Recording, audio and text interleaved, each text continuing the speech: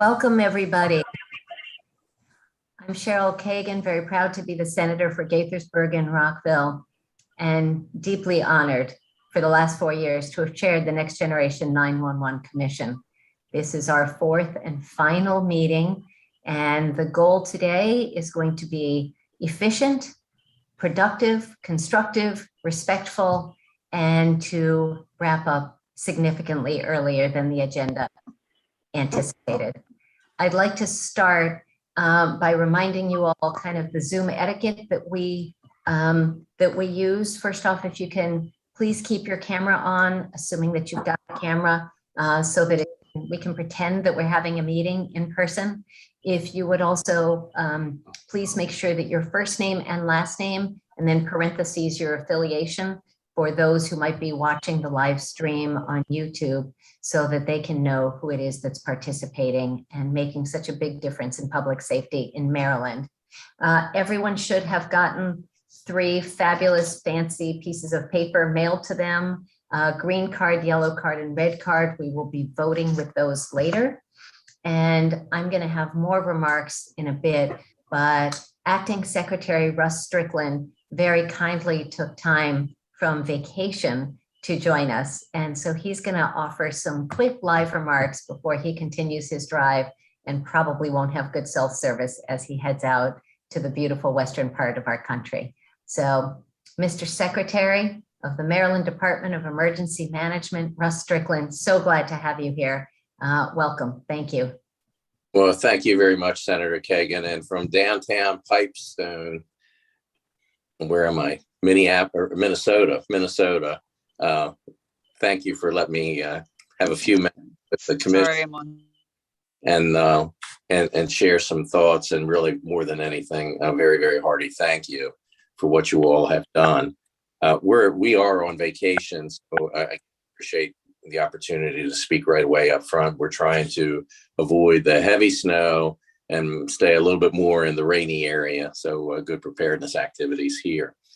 You know, the movement forward of the Next Gen 911 Commission has been absolutely astonishing.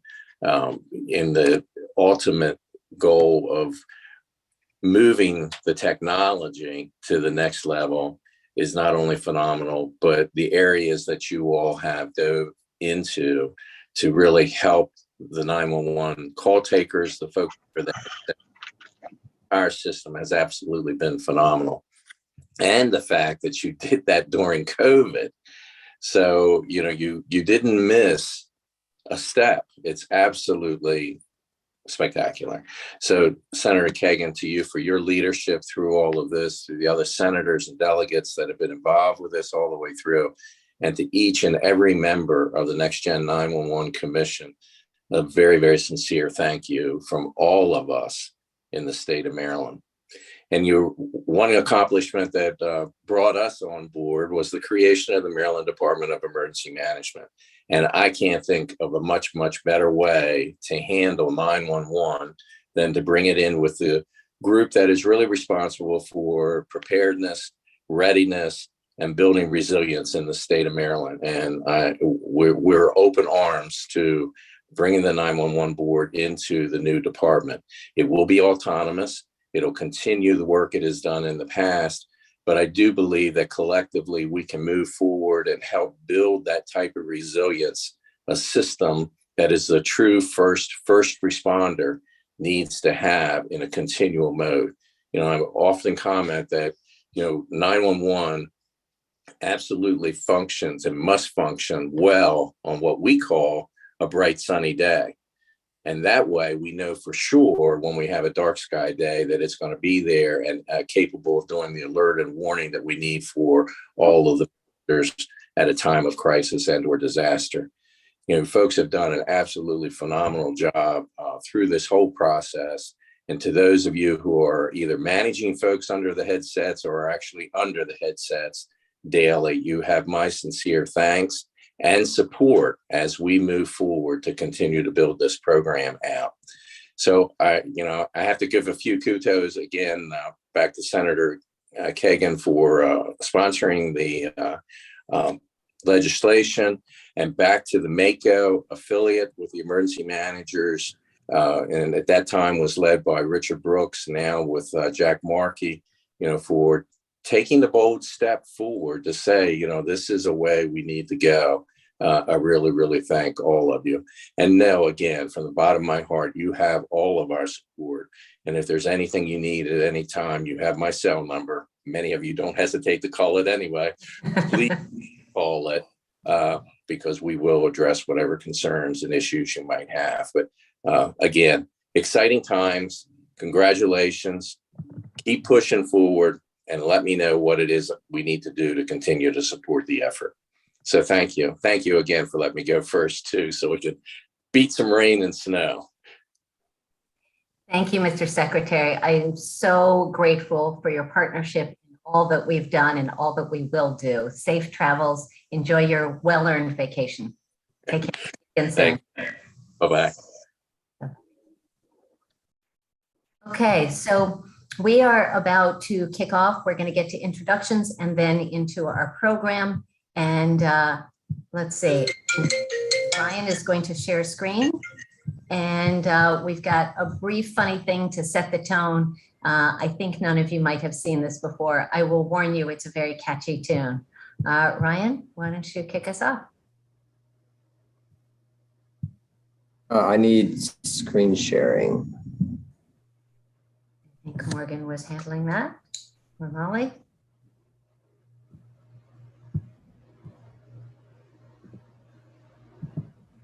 Molly? Well, I have it handy.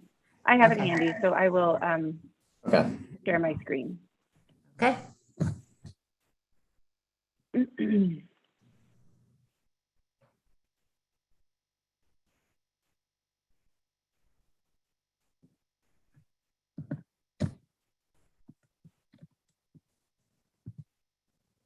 All right. Are we seeing it?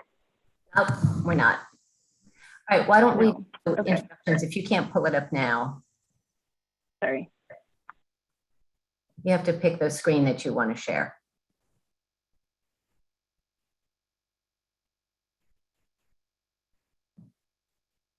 That's not it. Okay, let's, that's not the right link. Oh, sorry. I don't know what happened. My apologies.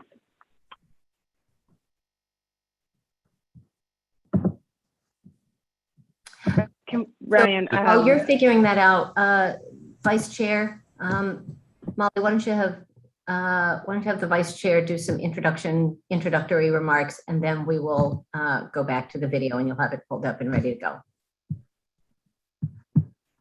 Good morning, Senator, and good morning, Mr. Strickland. Welcome to our world.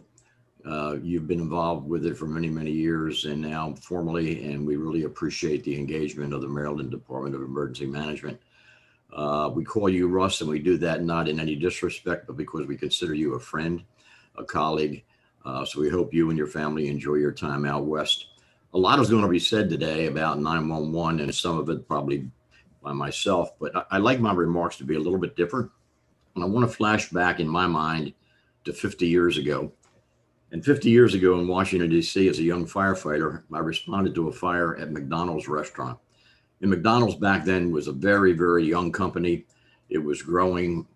The hamburgers, I think, at that time cost 15 cents a piece. And the fire was in the kitchen. And I was in the kitchen after the fire had been extinguished. And I noticed on the wall there was a plaque. And the plaque said, "None of us are as good as all of us."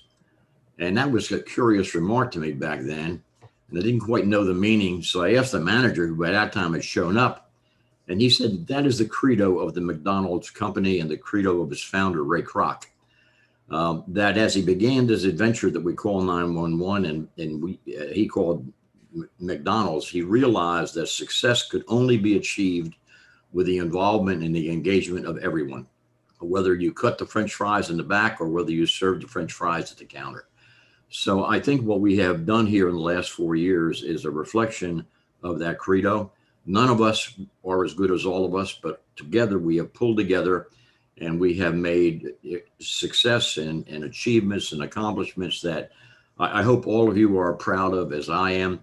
And I want to finalize it by saying thank you for your friendship over this 4 years. It's been an incredible adventure, and we could not have done it without each of you. Thank you. Thank you, Mr. Vice Chair. Back to Molly Falls.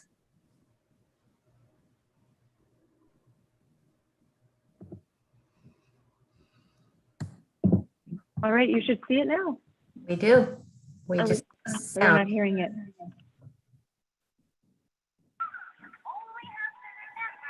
Okay, Is it playing? you want to restart it and with sound? Sure. I'm going to make Ryan the presenter, and so that because the volume is not working on for me to share this video. My apologies. Ryan, you got it up? Yep, let's see.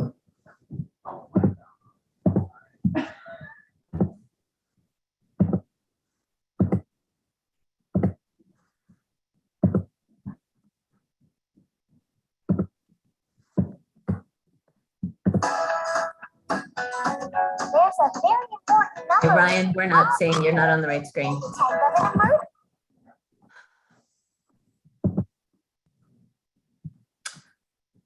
I think the other person has to stop sharing for me. Okay. Please close your window.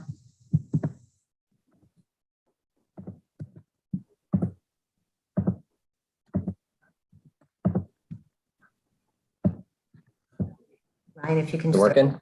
there we go. Okay.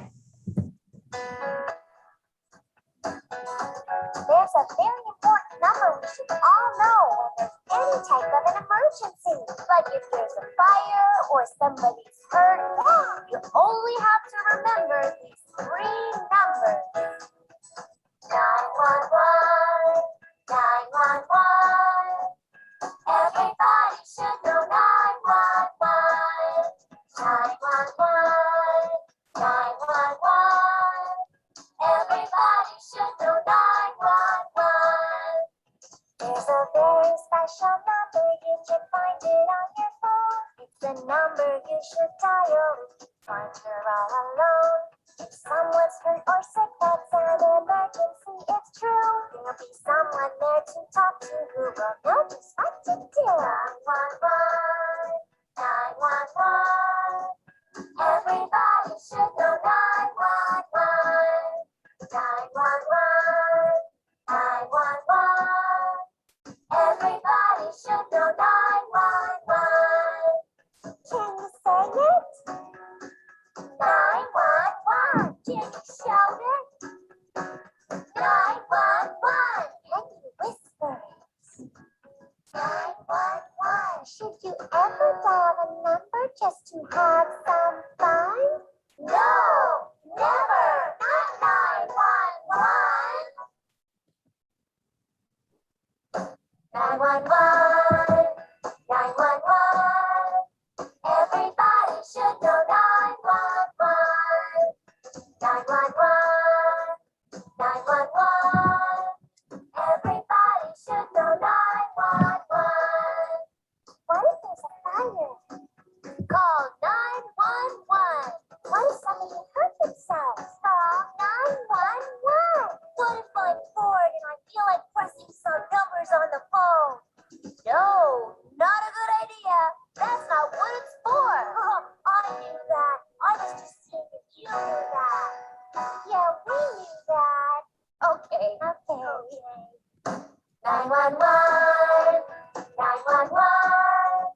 Everybody should know 911. 911, 911. Everybody should know 911. 911, 911. Everybody should know 911.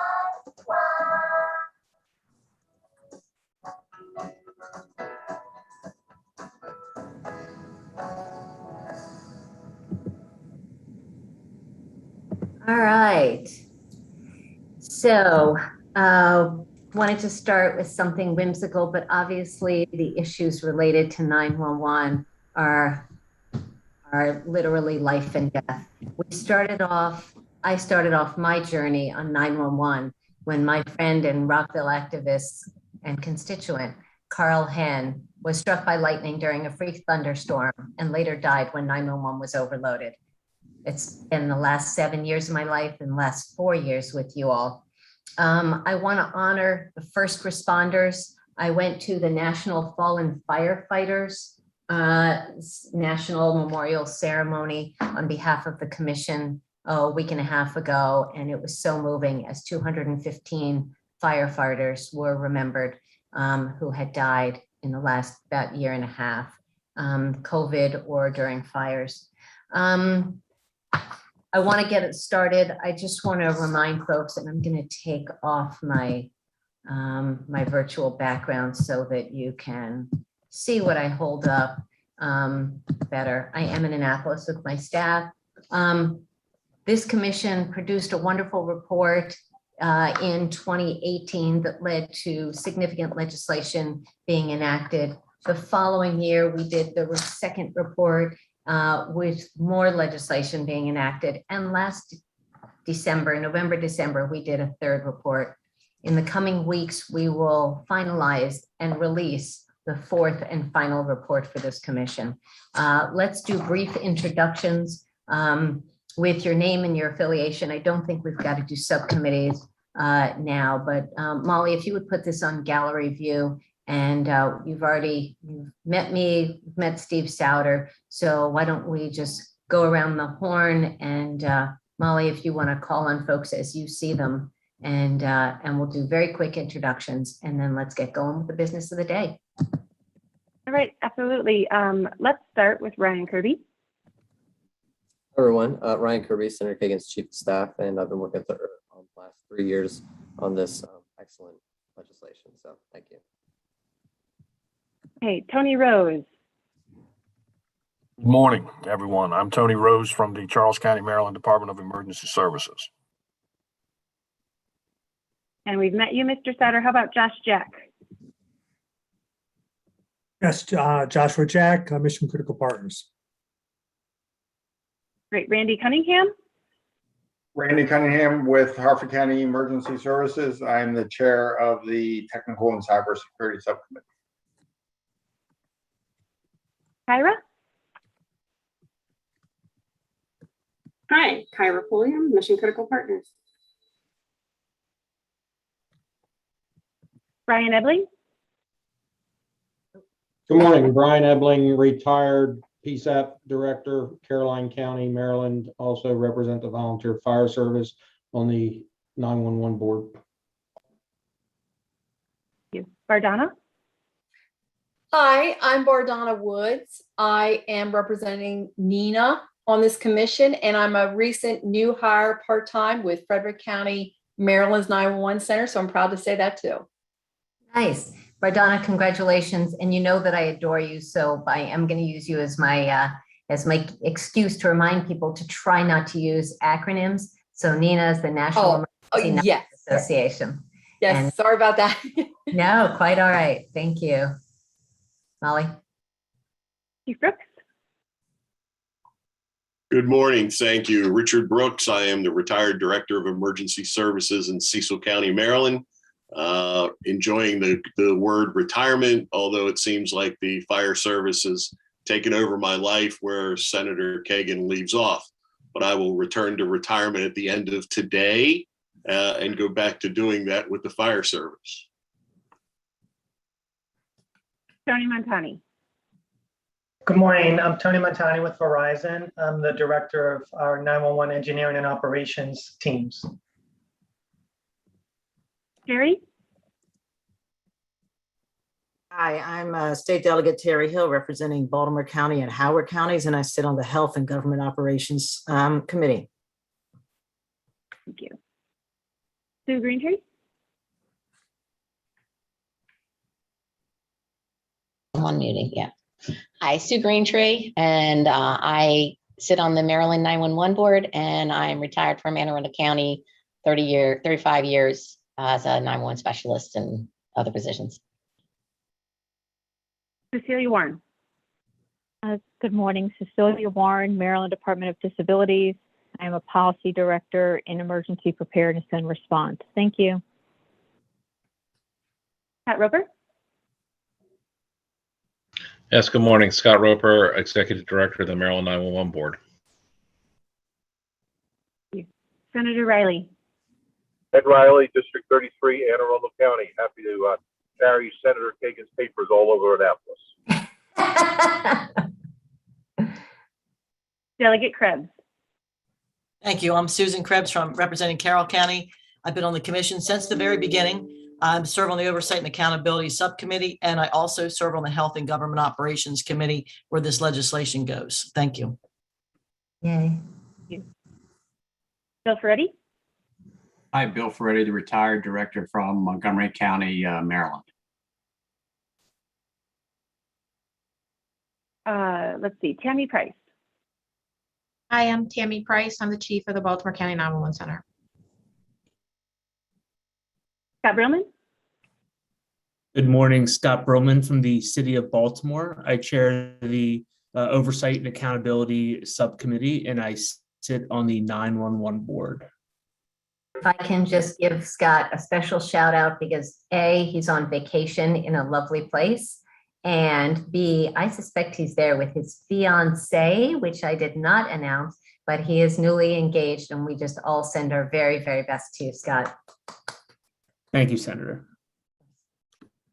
Sean Scott. Good morning, Sean Scott from Secular Solutions. Honored to be here. Jack Markey. Good morning, Jack Markey. I'm the Director of Emergency Management for Frederick County. Also serve on the Maryland 911 Board and am chair of the Maryland Association of Counties Emergency Managers Committee. Julia Fisher. Good morning, Julia Fisher here, representative for the Maryland Department of Information Technology, as well as for the Geographic Information Systems or GIS community in the state of Maryland. Very proudly serve. And I'm also a member of the Technology and Cybersecurity Subcommittee for the Commission and a Maryland 911 Board member.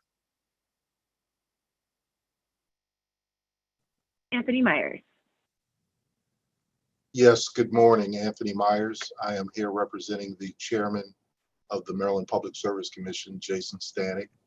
I'm also a member of the Maryland 911 Board. Thank you. Wayne Darrell. Wait a minute. Good morning. Sorry, Anthony said that he's a member of the 911 Board. Can we just say that Mr. Myers is the chair of the 911 Board, the very long time and effective chair of the 911 Board? Thank you, Mr. Chairman. Thank you, Senator. Good morning, everybody. Wayne Darrell, Director of Kent County Office of Emergency Services. Kevin Canale. Good morning, Kevin Canale, Legislative Director for the Maryland Association of Counties. Char. Good morning, I'm Charlene Flaherty with Prince George's County's Public Safety Communications, and I am the chair of the Staffing and Training Subcommittee. And I'm very, very, very honored to be part of this effort. Thank you. Thank you. Sean Looney. Sean Looney, Comcast NBC Universal. On his Thank way. you. Ross Coates. Oh, sorry. Go ahead. No. I just want to a special shout out. Sean Looney's been a part of this, a thoughtful and effective part for 4 years, but he is retiring at the end of the year. So Sean, just a special shout out to you as well. Okay. Good morning, Ross Thank you. Ross Coates. Coates. Good morning, Ross Coates, Chairman of the Maryland Association of Counties Emergency Communications Committee and 911 Center Manager for Harford County. Great. Thank you. From Mission Critical Partners, I see Sherry Griffith-Powell. Good morning, Sherry Griffith-Powell with Mission Critical Partners. And Karen Henry. Hey, good morning. Karen Henry, Communications Consultant with Mission Critical Partners. I support 3 subcommittees for the commission and kind of help out with all 4. It's a pleasure assisting with these legal efforts. Thank you. Amazing. Robert Horn. Good morning, all. Robert Horn and Mission Critical Partners. And Kyra.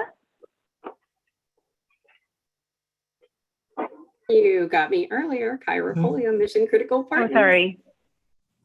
And Nikki Tidy. Hi, good morning. Nikki Tidy, Communication Consultant with Mission Critical Partners. Yay. All right, I believe I made it through everyone in my gallery view. If I missed anyone, please speak up. Did we get Anna? Sierra? We didn't. Anna Sierra, Maryland Emergency Management Agency. Yay. Karina? Apologies, Anna. Charlie? Good morning, Karina Kalin, Mission Critical Partners.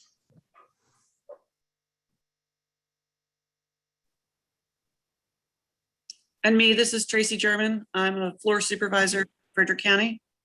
I'm under the headset every day. Thank you. Remarkable. Okay, so I think we've gotten everybody and we should get started. Molly, do you want to put the agenda up? And there are some moving parts. So what you got in your email is different from the way things will roll, as you could see with Secretary Strickland. We've adjusted things a little bit already. Okay, so I feel like I've already covered we've done the introductions. Molly, do you want to cover the commission actions to date? I can just do the brief overview, which is our 4 subcommittees: finance and structure, technology and cybersecurity, staffing and training, oversight and accountability have been working since the legislature has adjourned. Each has had conversations, debate, and votes on various issues and made recommendations to the full commission. At our last meeting in September, we reviewed, debated, and voted on and approved virtually all of those. Today, we're going to have a couple more that we're going to discuss and debate. But Molly, why don't you go from there? Sure thing. And I think that it's also, in addition to the work and the recommendations that were approved in our last meeting, a lot of work has been done by all of the subcommittees to get us here and get us probably farther than we have and in a better place than we have been over the past 3 years. So kudos and thanks for all the hard work. Some of the additional work and action that has already taken place, the Senator Kagan, on behalf of the commission, has submitted a letter to the Federal Communications Commission regarding real-time text and enforcement of real-time text, following real-time text timelines and policies. We also responded to the notice of proposed rulemaking regarding outage notification. That was that response and those comments were due in the end of July. So the full commission reviewed and voted on the submission of that response. Senator Kagan drafted a letter and sent a letter to the Maryland State Fire Marshal regarding Carey's Law enforcement, and that has led to dialogue and some continued discussion between Senator Kagan and Fire Marshal. Go ahead. If we can just, for anybody who may be watching and learning about these issues for the first time, Carey's Law requires that if you are in a multi-line telephone system, a hotel, a hospital, a community college, a real estate office, anywhere where ordinarily you might not need to dial 9 or 8 or some other number to get an outside line, Carey's Law requires that you must be able to pick up a phone, dial 911, and get directly to emergency services. And that is federal law, and Maryland passed it first, and we have continued to strengthen it and work on enforcement related issues. Thank you. And then last but not least, so this is a lot of pre-activity and a lot of continued activity. Senator Kagan, I know you have been working on drafting bills for pre-file. So if you wanted to walk through those items. Sure. So pre-file bills are started earlier. The bill drafting happens earlier. They get lower bill numbers. They get earlier bill hearings in committee, and hopefully will be voted on and start the process of hopefully becoming law a lot earlier. Swatting is an issue we'll be bringing back for the third year. As some of you may have heard me talk about before, we had some bill drafting problems, so we have addressed those and are coming back with just swatting as a bill on its own, and are pre-filing that for the Judicial Proceedings Committee. TDOS and DDoS, the telephone denial of service and the distributed denial of service, when someone tries jamming a 911 phone system or cyber system maliciously, not accidentally, that is going to be, we're going to increase penalties. We're doing that as a separate bill this year rather than mixing them all up, and we're going to do that one, and we have fixed some of the drafting problems with that. 311, the commission has endorsed, but it is coming in as not a commission bill. I've been working with Secretary Strickland and with the amazing leadership of Bill Ferretti, who's on this call, who has joined us with the CEO of 211 and others, and we're bringing that in as a bill. And it was my colleagues were very excited about this last year. It's an important way of lightening the load on our 911 centers. The last one, workers' comp, we know that, and I'm going to do a show and tell here based on Jim Marshall's book and so many other reports and studies, that the women and men, the courageous women and men under the headset every day, like Tracy German, like Sue Greentree, there is an enormous percentage of PTSD, the post-traumatic stress disorder, and other challenges, anxiety and depression, suicidal ideation. And again, those of you who have been on this commission know that we lost a 911 specialist in Harford County several months ago. So it is not a hypothetical problem. We need to make sure that we take care of our 911 specialists, and a very narrow workers' compensation presumption was approved by this commission last month. That's all I've got, Molly. Anything else anyone needs to add? Moving on. Okay. Okay, so the next segment of our agenda, there are a few remaining subcommittee recommendations that are ready for review this morning. And then we will also have a couple after the breakout sessions. So at this point, we'll walk through the subcommittee recommendations. This is a quick reminder of our process. Right, we're looking to discuss, understand, that the process used is explicit, rational, and fair, and that, so that's the definition of consensus. I can live with the outcome. For each recommendation, we are using our voting cards: green, I can move forward; yellow, I have some concern but can move forward; and red, we need to discuss. Any questions before? Molly, I just want to add, those who have conflicts of interest or need to abstain have also used yellow cards as a reason for professional or personal conflict of interest or anything, and they announce their abstention, and then use the yellow card. Okay, thank you. So we will move right in to technology and cybersecurity. So Randy and Josh, the last time we had discussed cybersecurity, I know that the group has worked on furthering the recommendation, so that is up here for your review. Okay, good morning, everyone. Yeah, there was just some concern with some wording, so we kind of reworded a couple sections. So I'll just read this real quick. And basically, this is just a recommendation from the 911 Commission, basically for PSAPs and the 911 Board.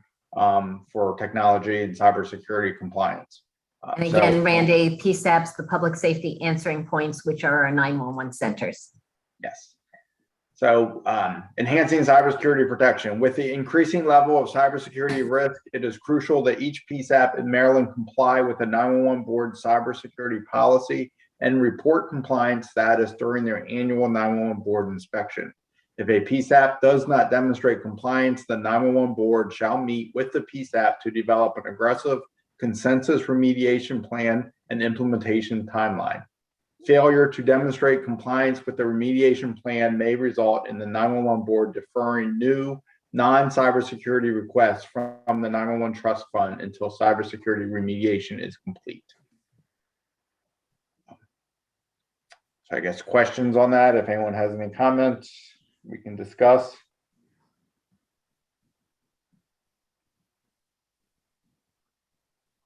Well, that's good.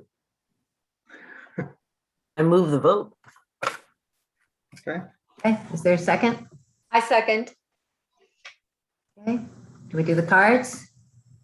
Green cards, please. Let's see. Senator Riley has no cards. I vote aye. Okay, thank you, Senator. Can we, Molly, if we can see the gallery so we can see everybody, and Tracy German just voted green in the chat. Are there yellow cards? Hold those up. If there's a yellow, I see one yellow with Julia Fisher. And are there red cards? Seeing none, the motion is approved. Just as a note, mine is abstention. Thank you, Julia. Okay, Randy, is there anything else you've got? I believe that was the only thing for us. Magnificent. Well, thank you for stepping in. Bill Ferretti's retirement left a big vacancy and you stepped in beautifully. And thank you very much to Josh Jack and formerly Jeff Wobbleton for staffing this important subcommittee. Molly? Okay, next is staffing and training. So Shar, are you unmuted and ready to go? I am unmuted and ready to go. This one is a very important aspect, and I think we missed it last meeting. So to prevent and eliminate patterns of discriminatory thinking and behaviors, the 911 board shall require implicit bias training for current and new 911 specialists annually. The 911 board shall establish and approve the training, pay for initial and continuing education on this topic, audit the PSAPs for compliance at each annual inspection, and may withhold funding for any 911 system expenditure. Question.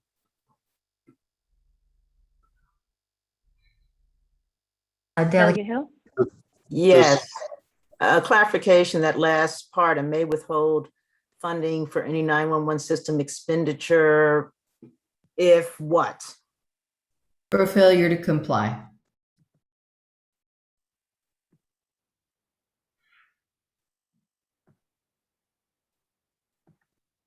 Follow up, should the board be for failure to comply, is the board response? So I'm sorry, so the board's going to define the training. So it's not like the local PSAP would have to come up with their own. So just withholding funds until they comply is sufficient, or to work with them to find out what the issues are, or you just want to say they have to comply and that's all there is to it, no discussion, no nothing else?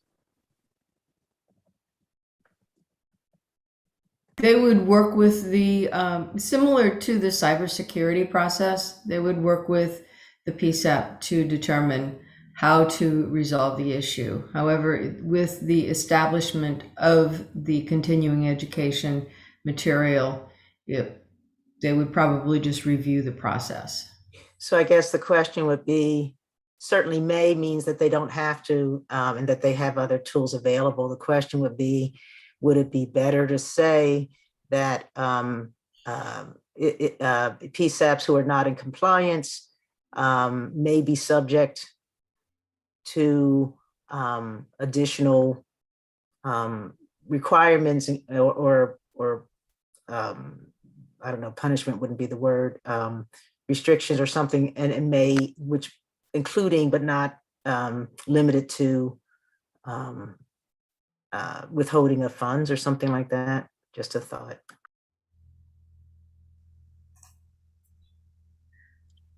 I like the idea of keeping it very, very simple and moving on, but where the and may withhold funding, maybe we can borrow language from the previous presentation. But if that's the only concern, That's my only concern. Thank you. thank you. I appreciate your feedback. Shar, this is Tony. I have a question for you too. Yes, sir. Absolutely positively on board with the implicit bias training. No question about that. My question is, there is already training that is required, mandatory for a 911 center specialist, right? In law, they have to have these things. Is this implicit bias training, is this the only training that would result in withholding funds if the piece or if the 911 center was not in compliance? That's one question. And the other question is that an extreme measure to take because screening hasn't been completed? Just curious, just want to know your thoughts on that. I can answer one part of it. And thank you for the question. Then I'll toss it back to Shar. But in another committee, in the cybersecurity and technology subcommittee, we did say that any 911 center that is not in compliance with the most up-to-date cybersecurity may have some funding that is unrelated to cybersecurity withheld at the 911 board's discretion. I think Delegate Hill made a good point. I think this language is a little broad. May withhold funding for any 911 system expenditure, could be cybersecurity, could be something really important. And I think I totally agree with what Tony just said, but in terms of supporting it, but maybe we can come up with something narrower. So Molly, if you, or Shar, if you have thoughts on that, and I see there's some other questions. Delegate Krebs and Scott Roper both had questions too. So maybe Mission Critical can come up with some ideas while we hear from our colleagues here. Thank you. I was just concerned about specifically pulling out one type of training. I've said for the last, I guess, year or so, I've been concerned about us being too specific on what the requirements of the board are. We have a 911 board that's constantly changing their training and what it's called and what it does. And we're literally, I think, putting this more into a more formalized motion, and not everything, the other trainings are not necessarily. I mean, I know in our committee, we've talked a lot about cultural competency. I think that's very important. So you understand different cultures when you're having a call. This to me is too specific for this commission to be putting this out there, and we should be leaving this kind of stuff. We could be recommended that the board provide training or recommend training to the districts, but this is so specific. And I just think we are gone past our path of upgrading next generation 911 technology to the next level. And we've gotten into things that are not really the purview of this board, and they are the purview of the 911 board. So I've thank you for a while. So I'm going to be voting red just because I don't think it's the purview of everybody doing this. Okay, Delegate Krebs, there's not a motion on the floor. We don't have final language yet. So hopefully we'll end up with something everybody feels good about. So brief conversations with something new that hasn't been said. Scott Roper, followed by Bill Ferretti. And in the meantime, I think Shar and Molly and Sherry are trying to come up with new language. Scott, I just anymore.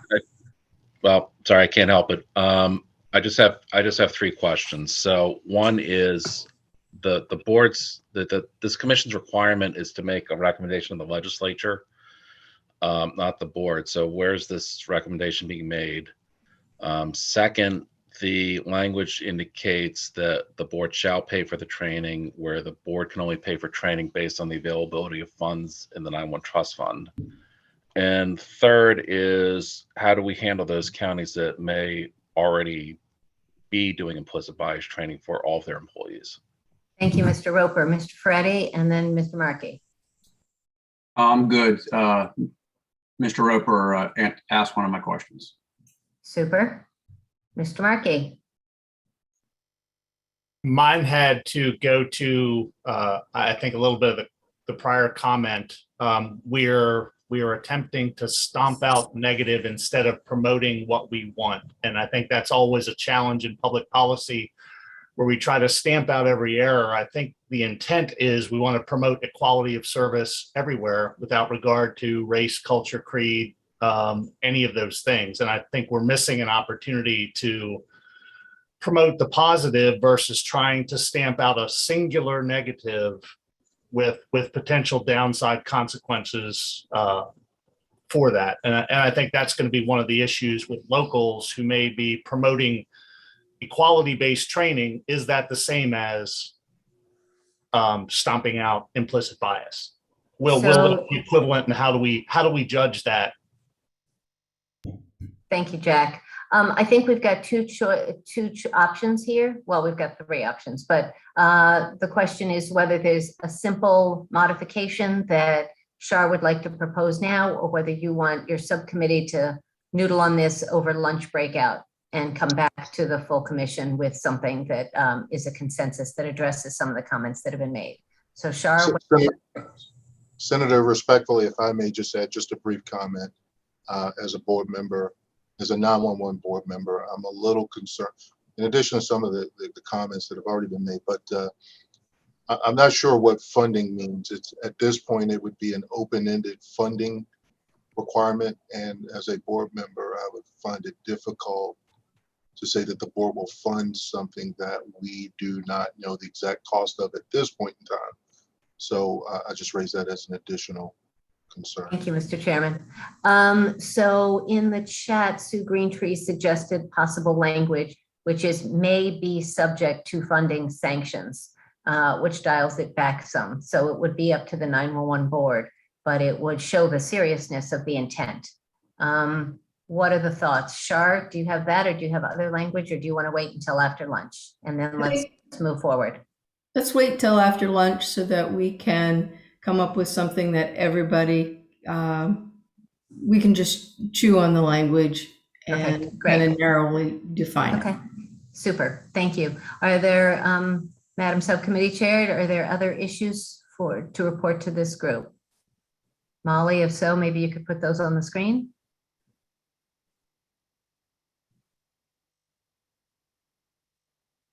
You should now see the statistics. Yep. Shar? We were able to gather, thank you everybody for submitting their information. I know if you're like, it took a while, but we got the information. We'll let Nikki discuss the results of the surveys. I think they're very, very interesting. And Nikki, if you would like to provide the results to review. Yes, excuse me, sorry. Good morning, everybody. So as part of the commission report for 2021, we were required by legislation to go out and collect all the demographic information on all the PSAPs in Maryland. So all 24 of the PSAPs in Maryland, apologize on that. We have received all 24 out of 24, but the data that we're showing you here today is of October 5th. So we know that there was 1,264 active 911 specialists working in Maryland, and this was broken down by gender, race, and ethnicity. So as we can see, that the 66% of the 911 specialists are female in the state. Looking at race, you can see the breakdown there also too, where we see 74% of the specialists, 911 specialists are white, with 24% being Black or African American, 1% being Asian, and 1% being 2 or more races. And lastly, we looked at the ethnicity of 911 specialists, with 89% reporting that they were not Hispanic or Latino, and 11% reporting out that they were Hispanic or Latino. I took a quick look at Maryland's demographics from the census data that's been reported, and these are somewhat in line with the diversity that we saw with what Maryland reported out also. So this is all collected and will be compiled for the finalized 2021 commission report. Thank you, Nikki, for your work and for getting all 24 to submit. I know that was a lot of extra work. Questions for Nikki or for Shar?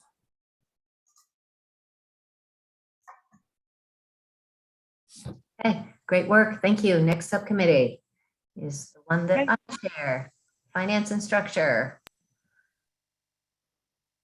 So the first thing, so there are 3 items on this agenda: a comptroller update and operations handbook for 911 board members, and filling vacancies on the 911 board. And I am going to call on Delegate Krebs for the second item as well. Comptroller audit update, as we reported last month, there is a major carrier who was under remitting, as reported by the comptroller's office. The comptroller's folks have reported to the 911 board in closed session some of the details on that. It is a significant amount of money that would be shared with our 24 911 centers, every single one of which is getting insufficient funding from their 911 fee assessed on local phone bills. And we will officially get a report on December 1st.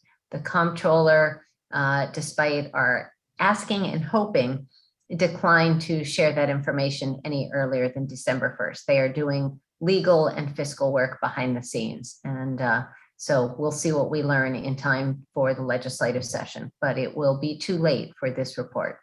Any questions or comments? Anyone want to add anything more on comptroller audit update? Okay, moving on. Let me toss this. I'm going to say thank you very much to Delegate Krebs. This item is as a result of the 2 of us having a lengthy conversation over Zoom after our September meeting. And she came up with and was talking about a 911 board member handbook, and told the story of how when she was on the Carroll County Board of Education that she created one that was very helpful to board members.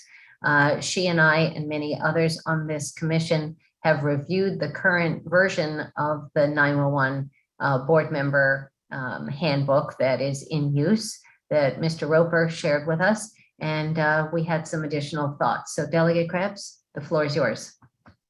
Thank you. And thank you for including me on your Finance and Structure Subcommittee meeting last week. I would like to mention right now the board has something that I think it's called a policy handbook. And I see them as 2 different things. The policy handbook talks about actual policies that the board has to implement. This board operating handbook, the vision that I have for it, is basically telling the board, what is our role? When a new member comes in, what is our role? What are our goals and objectives? Who does what? How do we get something on an agenda? I mean, just how the board operates. And it's sort of an agreement of how we operate. So when new people get on the board, they sort of know, instead of just sitting there and trying to figure it all out. So it would be 2 different things. We have the policy book, which is very well done. Thank you, Scott, for that. But this is a little bit different. And again, it talks about roles and responsibilities of the board. What is the executive director's responsibility? Who reports to who? How do you get something on the agenda? How do you question something? How do you communicate with each other? And it really is an agreement. And we're having the board is being reconstituted, and we're also now under a new department, which I think is excellent. And I think it's a great time to all sit down together, maybe in a planning meeting or some type of a longer type of meeting, and go through how the board's going to operate, how they've done it in the past, how they want to do it in the future, and capture that in some type of a handbook so that it's always in place and it can always be reviewed, by new people coming in, and it can be changed. But at least it allows everybody to know, the long-term members sort of know how things are done, but new people coming in may not. And I think it would just improve the operations of the board and what's the most efficient process to work. So again, I don't want to mandate this on the board. We just are suggesting it. I think it would help with, like I said, the reconstitution of the board and get all these new members that are coming on stream. So everybody knows what are our goals and what are our roles and responsibilities, including goal setting, including what is our mission, what is our responsibilities here as a board. So thank you, Delegate. Thank you all very much for the consideration. Thank you. Is there a motion or are there questions about this? Okay, can we have Madam Chair, Souter here. Steve Souter? Yeah. To Delegate Krebs, thank you for articulating that so well.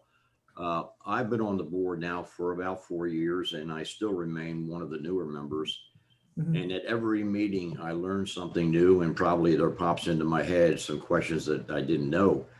So I think to create a document like this, although it would take some time, I think would be a great, great addition to the overall operation of the board and really allow particularly those new appointees that will be coming on board in the near future to very quickly, as opposed to over 4 or 5 years of time, have a better grasp about their roles and responsibilities and all the things that you spoke about, Delegate Krebs. So I think it's a great idea, and I'd be happy to support it, however that might be appropriate. Move to approve. So Steve, are you making a motion?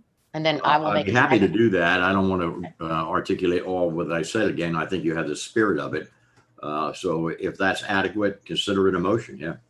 Okay, and I would second that. Thank you, Sue. Thank you, Steve. I'm going to suggest, and sorry about this, Molly and Delegate Krebs, I'm not sure that I understand the difference between board member vacancies and the idea of this handbook, which I think is so valid and important. So I think board member vacancies are an issue, but I don't think that's related to a handbook. So I would suggest that that we just excise that phrase, because of the need to ensure the important work of the 911 board, to ensure that the important work of the 911 board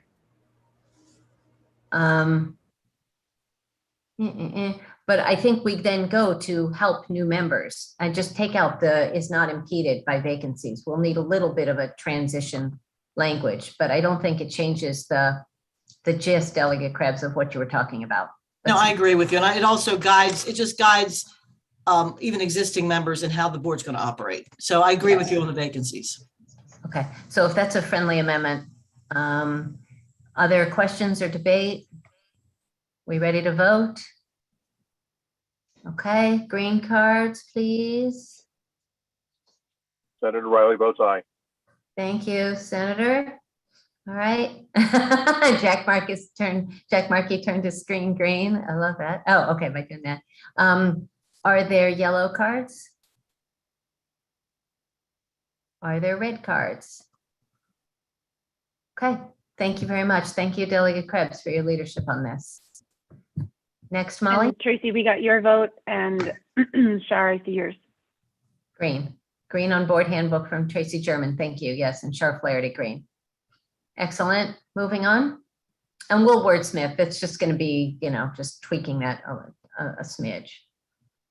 Senator Kagan, Yes. there was a comment in the chat from a couple of members, so I wanted to make sure that those got read for the individuals that aren't able to view them.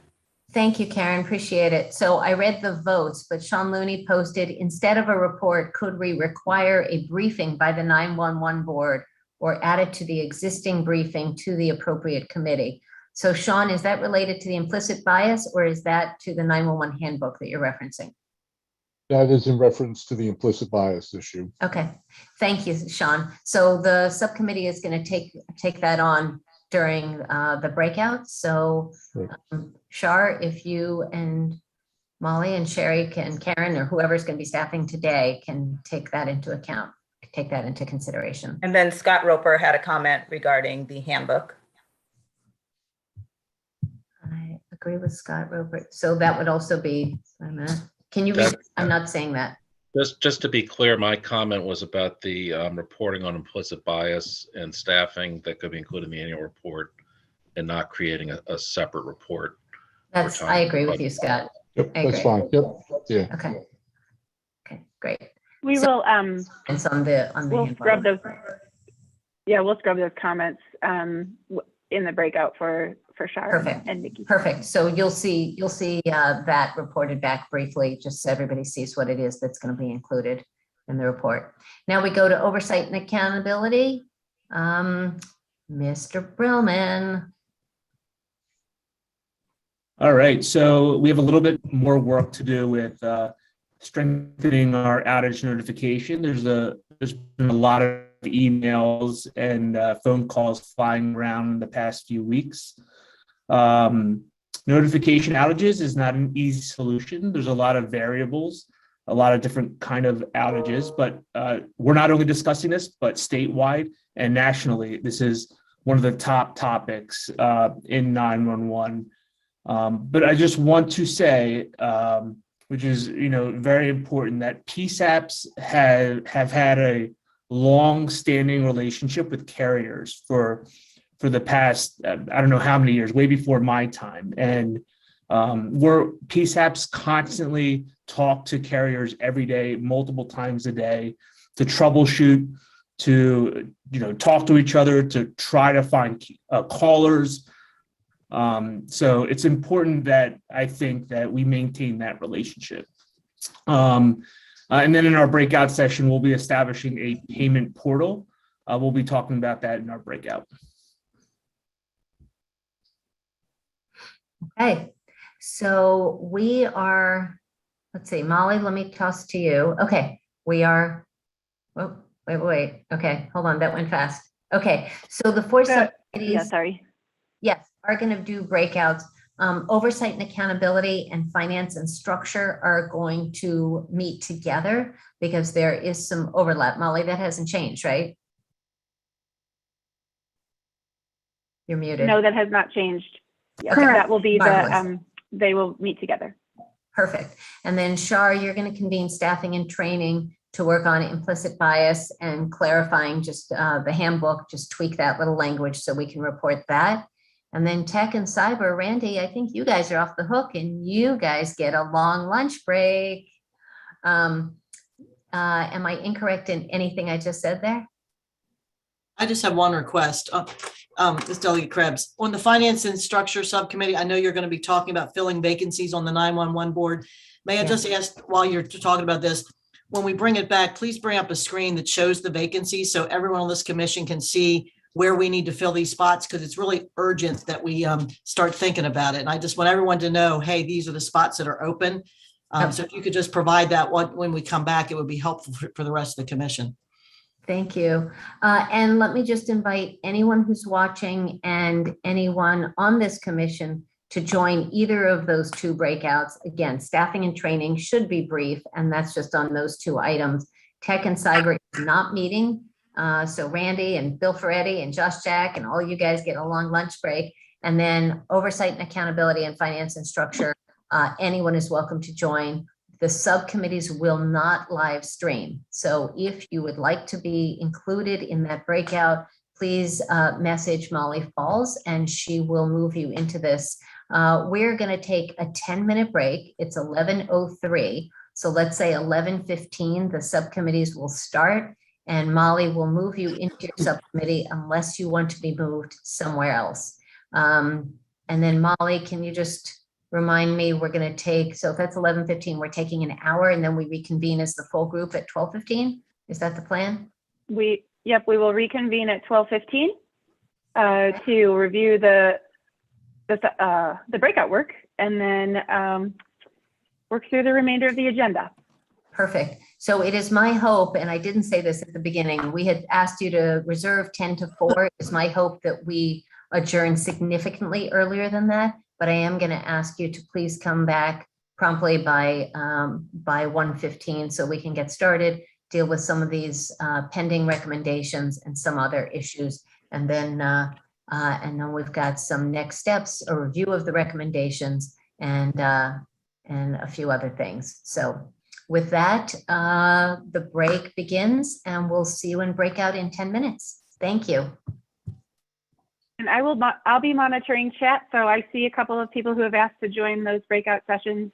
And if anything comes up and you want, if you're having trouble or you need support, go ahead and message me in chat.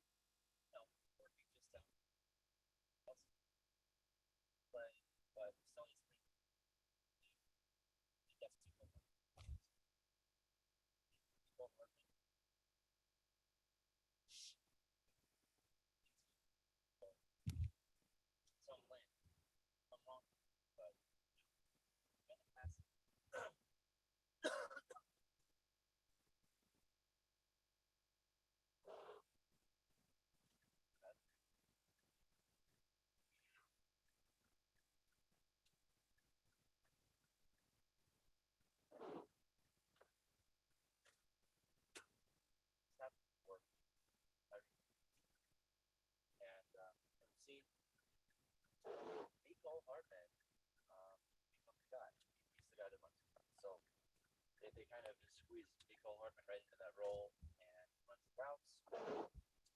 Expect the same, although, could be DeMarcus Robinson, could be Byron Pringle. But Nicole Hartman is the guy they want. That's what we've seen. So could be wrong. Could just be a massive Kelsey, right? I don't think so though, because I feel like Tyreek being out, teams or the rest are going to focus more on Kelsey. Although Kelsey's a machine, but you're going to have these weeks where it's one or the other. So it's hard to know, but they're so expensive that they're so expensive. They're so expensive that you can't do it. You just don't have enough. So Jonathan Taylor smash. Gotta love it. He's a beast. He's gonna smash every single week. James Robinson, sure. Why not? He's been carrying the load. So there's a lot to think through. Hey, Kevin. Fewer games, which is good. Fewer games, good. Hey, Kevin. So Kevin Kennelly, we can hear you. This week sucked because Hey, Kevin. I felt like Molly should be able to mute everyone. There you go.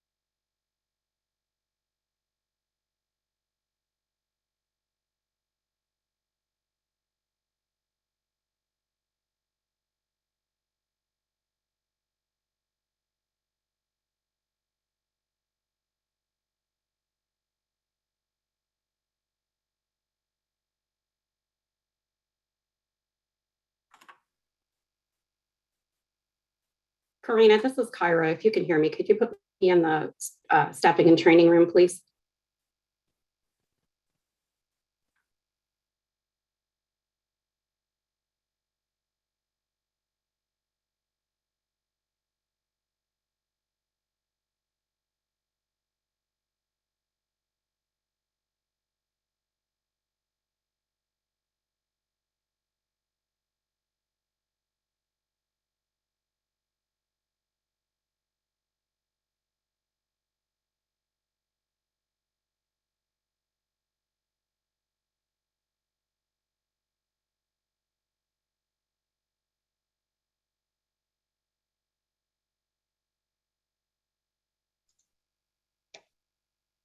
This is Sue Greentree. Can I be put into staffing and training, please? Sue, I'll make sure they know. Thank you. Thank you so much.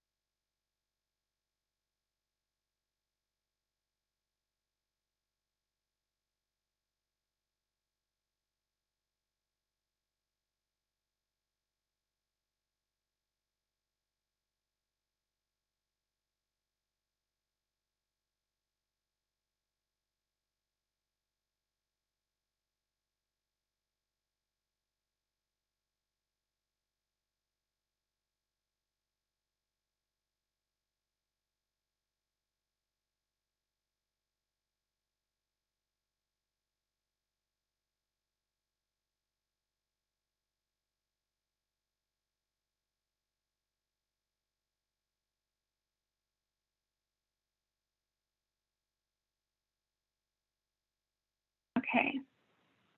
Oh, you got it.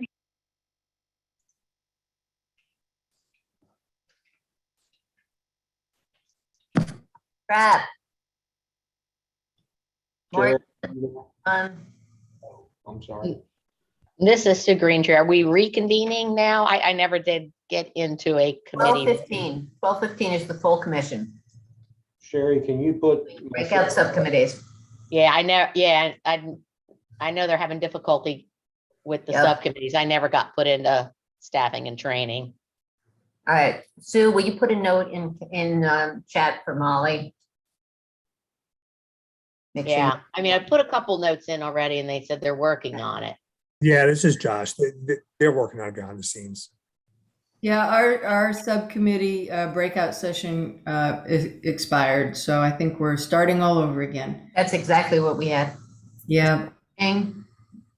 Okay, we can't rejoin our breakout room, Molly, until you invite us.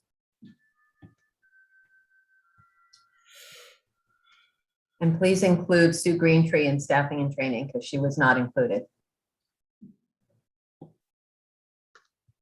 Okay, it looks like there's an icon, instead of them sending you, if you go at the bottom of your screen next to record and react, between record and reactions, there's an icon that says breakout rooms. Go over there and rejoin your group. All Thank you, Delegate. Thank you, Delegate Hill. I was muted and I was giving everyone those instructions, but you couldn't hear me. So yes, if you all click down at the bottom under breakout room, click join for the appropriate room. Room 1 is finance and training and oversight and accountability. Room 2 is staffing. Oh, wait, I'm sorry, I had that confused. Room 1, staffing and training. Room 2, finance and oversight.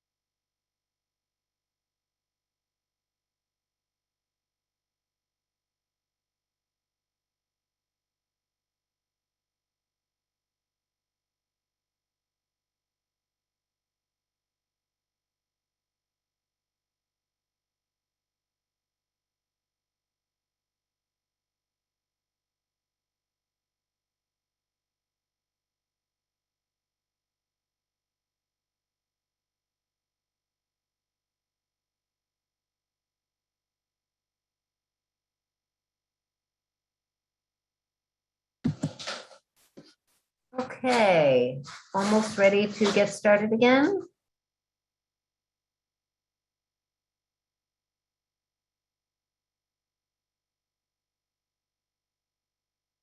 Yes, well, give me 1 second, Senator.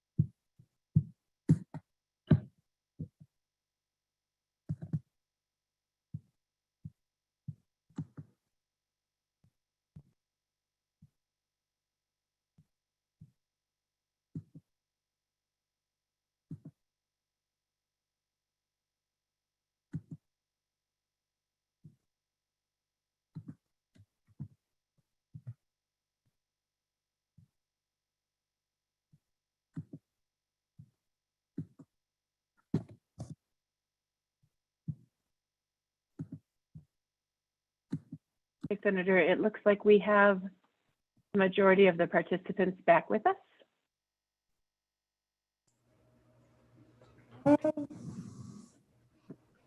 So I am assuming we are streaming live again then? Yep, on YouTube. we are good. Restart the meeting. Excellent. So thank you all. We can change the slide and put the agenda up for the rest of our time together. In the meantime, I want to thank everyone who took part in a subcommittee breakout. And we are going to now have the reports back. So I think we ought to start with Shar Flaherty, staffing and training, and the work that you did to follow up on this morning's conversation. So tossing it to Shar. Thank you. I want to give a special shout out to everybody that was on the subcommittee as we went through to narrow the focus and make sure that this recommendation matched what was in legislation. So the second look that we had on it, we simplified it and had a better focus. I also want to thank Delegate Hill for her input. It was incredibly valuable. We're ready to read. I think it should be on the screen. Yes. As you'll notice, we went through and we simplified and also focused in on it. The proposal now is, per Senate Bill 714, the 911 Board shall establish a plan to provide implicit bias training to new and current 911 specialists. This training will help to mitigate the potential impacts of implicit bias and patterns of discriminatory thinking and behaviors. The 911 Board shall develop training standards and criteria and approve initial and ongoing training curriculum. PSAP shall be audited at each annual inspection. If a PSAP does not demonstrate compliance, the 911 Board shall meet with the PSAP to develop a remediation plan, including an implementation timeline. The 911 Board may impose sanctions for failure to comply. We're also recommending, in keeping with the legislative intent of Senate Bill 714, 911 specialist demographic information will be included in the 911 Board annual report. So can we have a motion? Let's get a motion in a second, and then we can have amendments, debate, discussion. Saddle second. Okay, Satter's making the motion. Who's seconding it? Rose, second.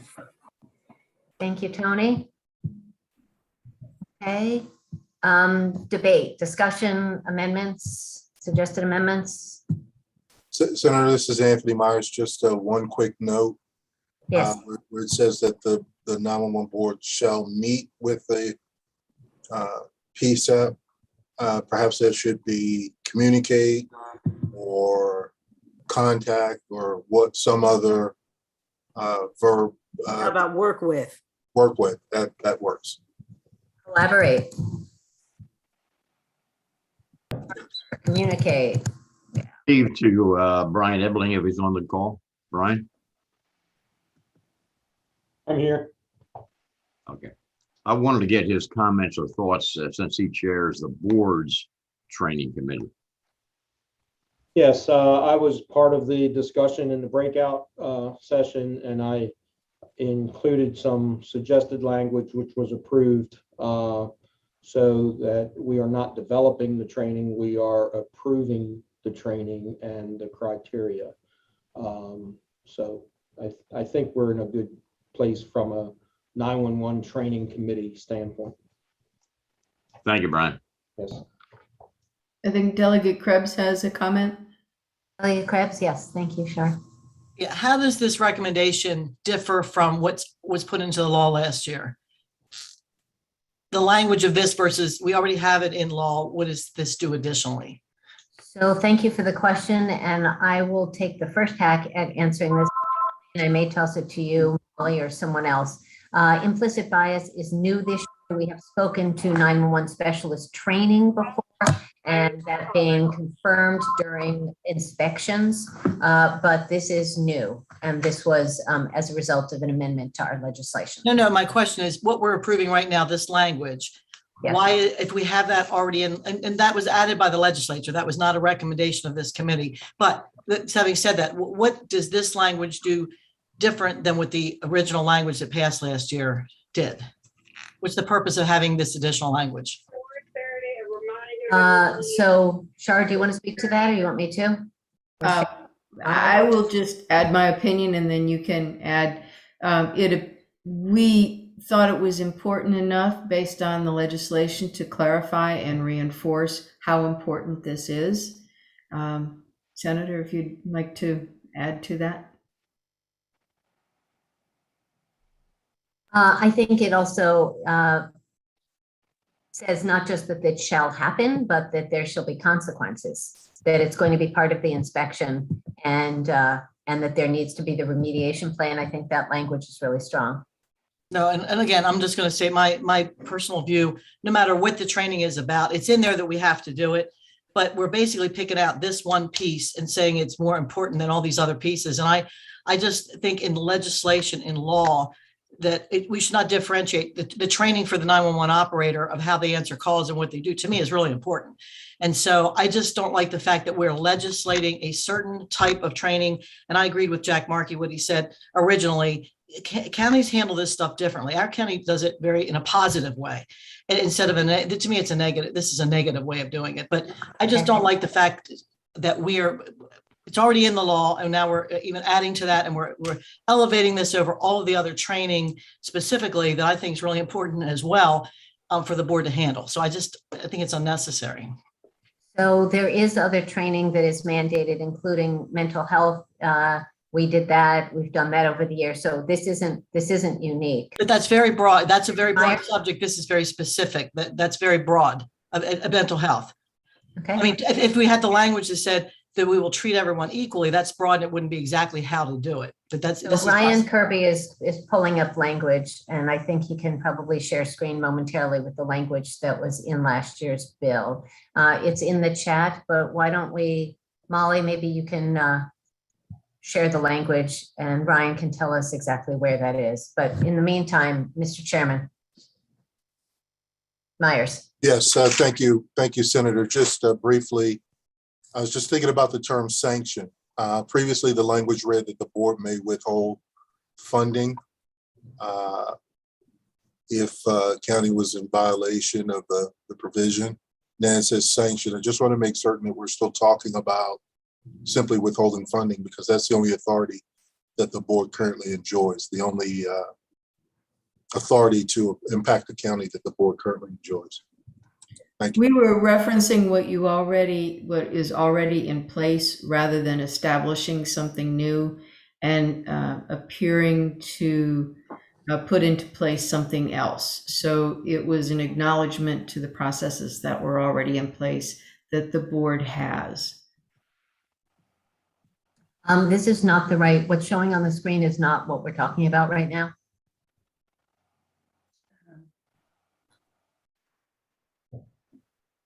So we will get that. Molly, I have the language in Word format. I've copied and pasted it from the bill, ready to go if you want me to share my screen. Great. Thank you, Nikki. We had the legislation up when we were wordsmithing and coming up with additional information on the proposal. Could one of you please read this so that everyone can participate? Yes. So on or before December 31st, 2021, the Commission to Advance Next Generation 911 across Maryland shall report to the General Assembly in accordance with 2-1257 of the state government article, any available demographic information for 911 specialists, including race and gender, listed by county and statewide. Number 2, prerequisites for employment as a 911 specialist, including certification and education requirements. Number 3, the salary range and average salary of 911 specialists in the state. And number 4, a plan to provide implicit bias training to 911 specialists.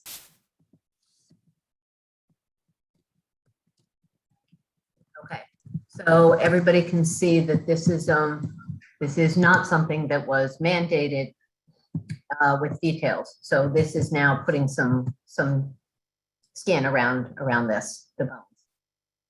And there are still parts of this that we have ready and parts of this that are not yet ready, but will be included in the report.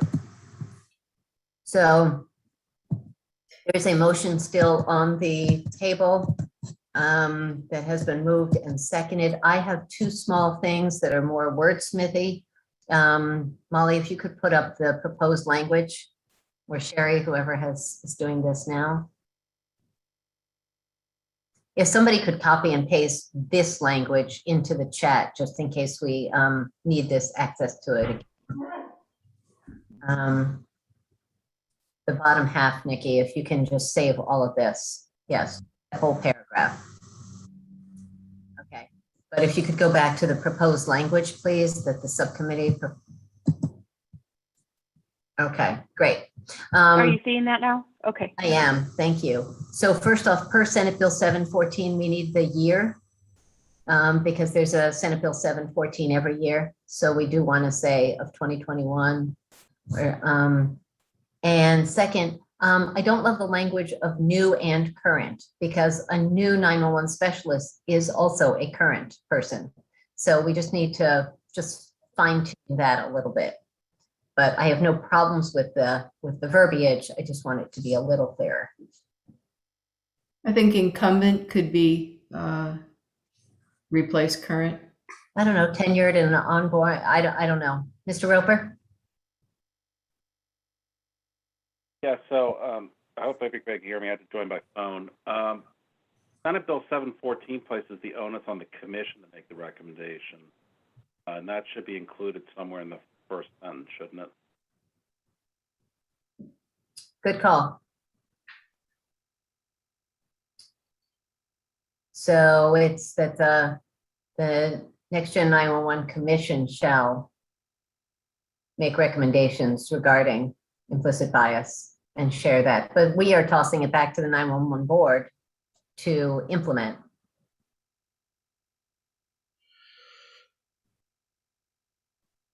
Well, no, if you're making a recommendation to the legislature, and the legislature will make that determination, won't they? Not to say the board couldn't do it on their own, but.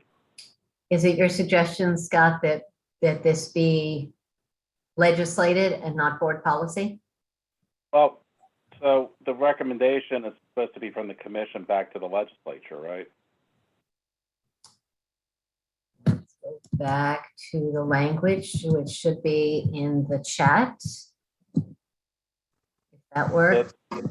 I'm reading, it says on or before December 31st, 2021, the Commission of Advanced Next Generation 911 across Maryland shall report to the General Assembly a plan to provide implicit bias training to 911 specialists. Yes, so our plan would be that the 911 board would mandate it and verify at its annual inspection that it is happening. Which is why we're making the recommendation. Yes. Yes.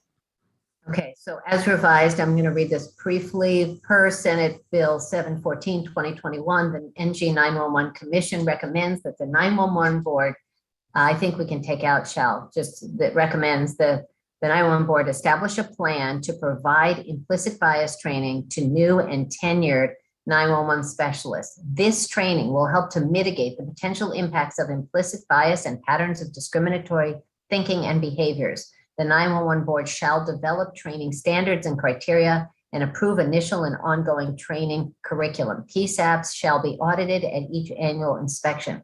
If a PSAP does not demonstrate compliance, the 911 board collaborate. Is there a word missing? The 911 board shall collaborate with the PSAP to develop a remediation plan, including an implementation timeline. The 911 board may impose sanctions for failure to comply. So we need shall, please, before collaborate. In keeping with the legislative intent of SB 714, 911 specialist demographic information will be included in the Maryland 911 board, '(S) board's annual report.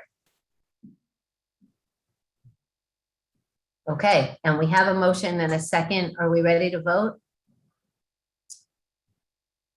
Okay, can we have cards, please? And can we get back to the gallery view so we can see? And Shar is saying green. Tracy is green. Looking for cards. Jack is very green. Okay, Mr. Myers is yellow, abstaining. And are there any red cards? Wayne, is that a yellow card? Okay, Wayne Darrell is yellow as well. And everyone else is green as well. Okay. Madam Chairman, I'm red right there, red.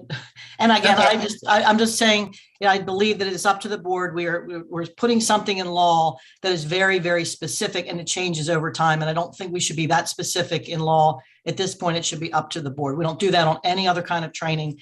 So make sure my red vote is explained. Noted. Thank you. It is noted. Thank you, Delia Krebs. Okay.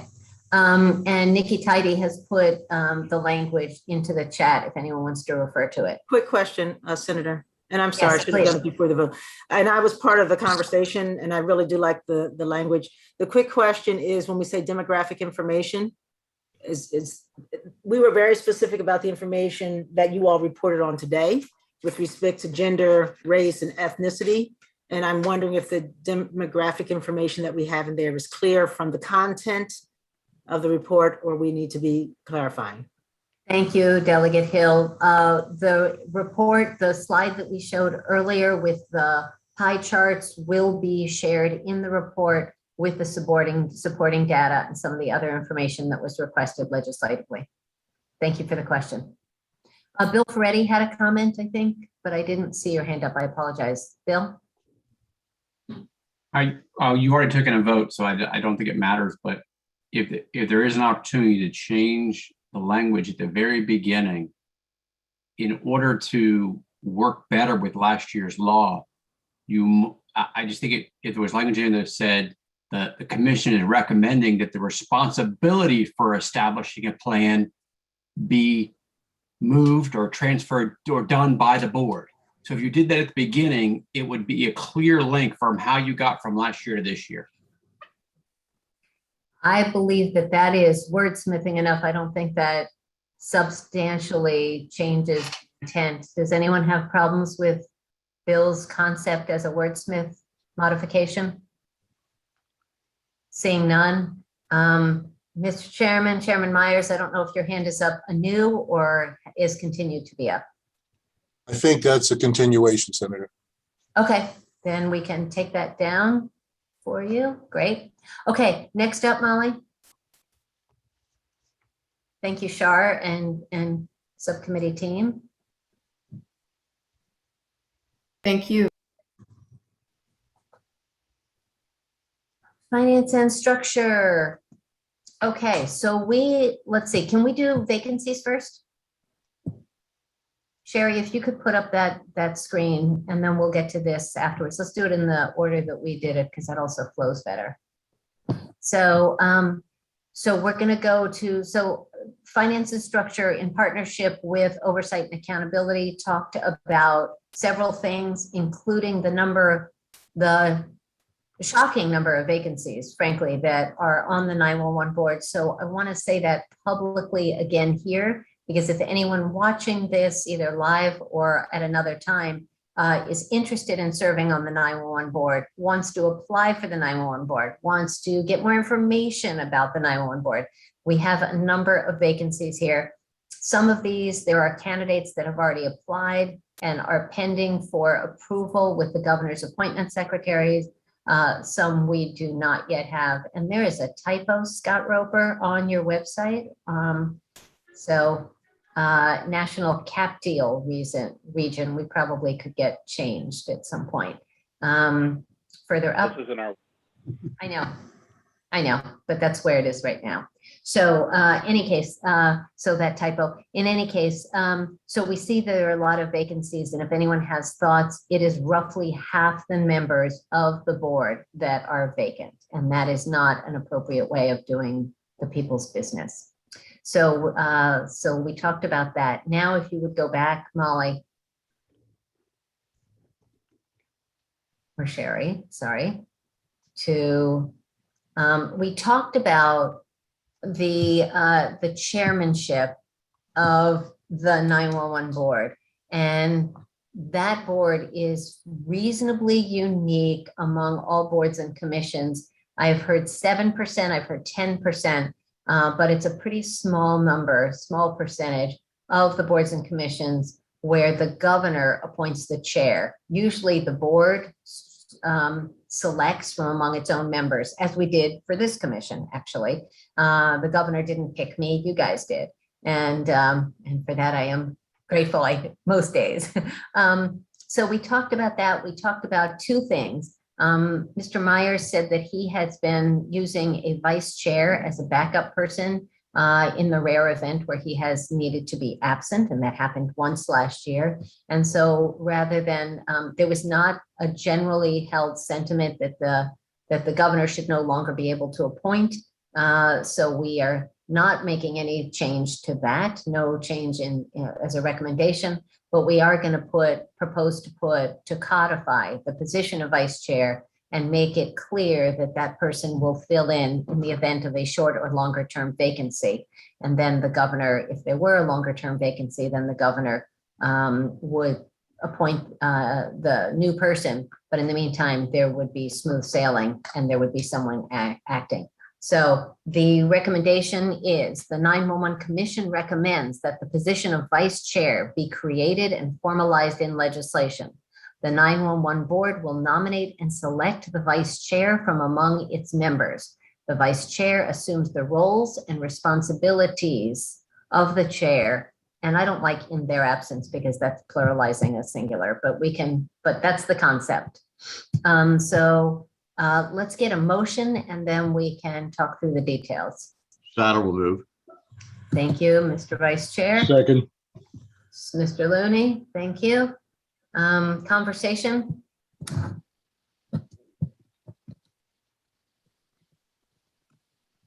Hearing none. Let's have a vote. See the greens. And I know that Mr. Myers is going to abstain. Are there other yellows? All right, and are there any reds? Okay, and Shar says green and Tracy is green in the chat. So we are good with that. Molly, the other thing that we want to talk about, because we said we were going to talk about it, was a payment portal. I think we neglected to remember, I won't say forgot, that last month at our last meeting that this commission already approved a payment portal, and we have already started working on legislation in partnership with the comptroller and the Department of Information Technology, the Department of Budget Management, and others to create such a thing for greater transparency, not just for 911 reimbursements, but for every place across government. And there's a lot of excitement for that, thinking it's overdue. So Molly, Sherry, anything we haven't covered from breakout sessions? Did we vote on the 911 board member handbook, or do we need to, Good call. as Thank a you. No, commission? thank you. Come on. No, we've, Oh. I thought we voted on handbook before the breakout. The only other thing that we need to provide an update on is the language. outage note, the outage notification. Sherry, And Scott, didn't we have modified language on the handbook, or were we done on that? There was something we were going to report on updates, but maybe I'm not remembering that right. on the We voted- handbook, We voted on it. Okay, all right, never mind. Okay, so outage notification. Sherry, go ahead. so I was going to ask Scott Roman if he wanted to provide an update. We had a discussion on outage notification, but we don't have a recommendation to bring forward. Scott, did you want to provide any info? We don't. It's a very, very complicated issue. I think everybody's very engaged. We decided to continue to work on this via the 911 board, via other groups, to improve the way we receive notifications in Maryland. So we decided not to act on it today. So if I may, this is Terry. I'm just trying to understand. So does that mean that this commission is going to suggest that the board continue to work towards strengthening protocols around? I mean, we're making no recommendation at all? So Scott Perlman, do you want to speak to that, or do you want me to? You can, Senator. Why don't you start if you want? Go ahead. Yeah, so to clarify, Delegate Hill, this commission already voted back in July, and we submitted a response to the FCC notice of proposed rulemaking. So the commission has already taken action related to outage notification. In that section of the report, we will also add language that notes that the subcommittee discussed whether further legislation needed to take place in Maryland, and they decided not at this time. And then we'll add in, information that we are encouraging the board to continue to pursue this. Excellent, thank you. As long as we're not being silent about it, thank you. Right, no, that is correct. None of us are silent about this. Right, but we're disappearing, so, okay. Yes. Right. Thank you for the question, Delegate Hill. So the bottom line is there are a lot of moving parts on this. There are a lot of interests. The carriers are concerned about an undue burden. The 911 centers are worried about being left out of the loop. There are just a lot of moving parts. And then the Federal Communications Commission is hypothetically coming up with something, a policy at some point in our lifetimes. So Delegate Hill, if you and Delegate Krebs and Senator Riley and I are back around and there's action that's needed, if this commission doesn't exist, nothing can preclude us from being interested in taking action. And the board knows they can reach out, cool. All right. Indeed that. Okay, any comments or questions on that?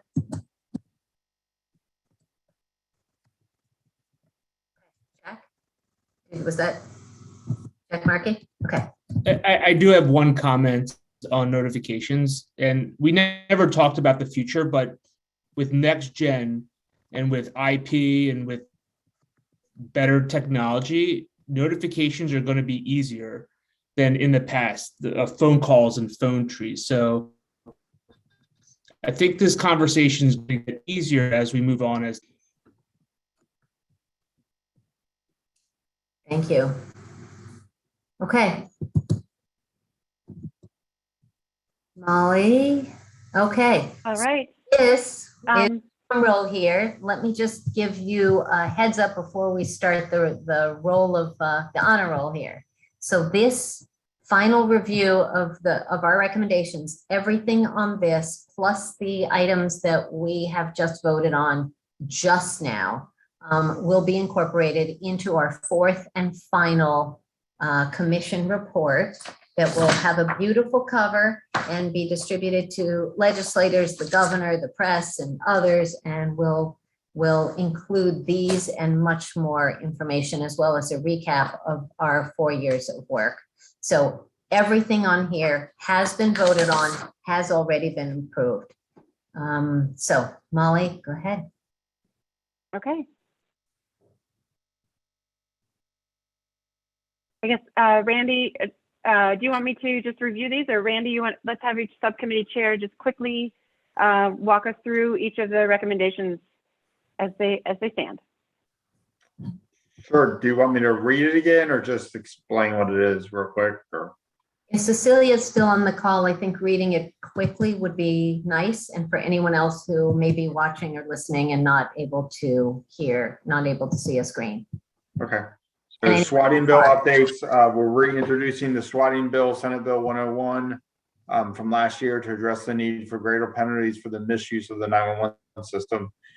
And Senator, I don't know if you want to give a brief update when I'm done reading about, you're splitting this into two separate bills, correct? Correct.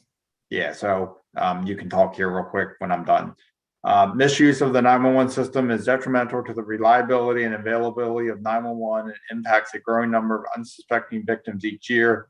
Methods of misusing the 911 system include swatting, fraudulently sending public safety officers, SWAT teams to the address of an innocent person, telephone denial of service, TDOS, flooding a 911 center's voice lines, preventing legitimate emergency calls from getting through, distributed denial of service, DDoS, maliciously disrupting a 911 center by overwhelming its internet network, and caller ID manipulation using a false identity when making a phone call or sending a text.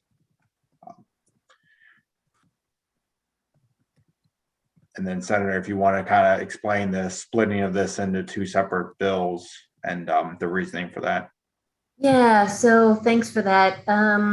There was a little bit of bill drafting challenge and a little bit of colleague confusion. And so we just thought that rather than continuing to imperil the urgent need to pass a strong swatting bill, that we would sort of segregate those two issues and then be able to make that cleaner. I also want to give a shout out to Scott Roper, who through a national organization's listserv was able to get us some helpful information, including some language from Colorado that will help us with this, in addition to everything else we have built over the last few years. Delia Krebs? Yes, and given the fact that this is the third year, and I know we had some bill drafting issues, can you tell me, like, what in the Judicial Proceedings Committee, we don't serve in that committee, what were their holdups with this, and why didn't they split it out if they agreed with part? How do we? I guess my question is, how do we prepare for next year proactively with the issues that they've had in the past? Sure, good question. So first off, in 2020, it was, we adjourned early and COVID. 2021, we were doing police reform and so much good legislation fell through the cracks. And so while it might have been easy to amend this up and fix it, they just didn't really have the bandwidth. And I mean no disrespect for my colleagues who were drowning in some really time-sensitive, critically important legislation. So in working with and talking to their bill drafters and legal counsel, we think that some of the tweaks that were needed and clarification. So for instance, Johnny wants to call Susie up for a date and calls her 3 or 4 times asking her out for a date.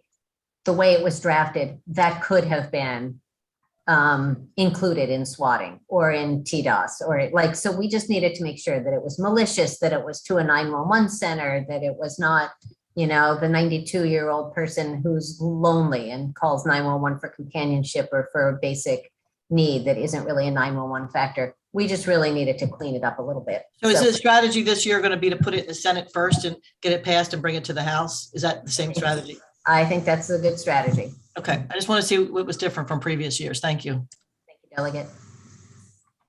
Jack, did you have your hand raised?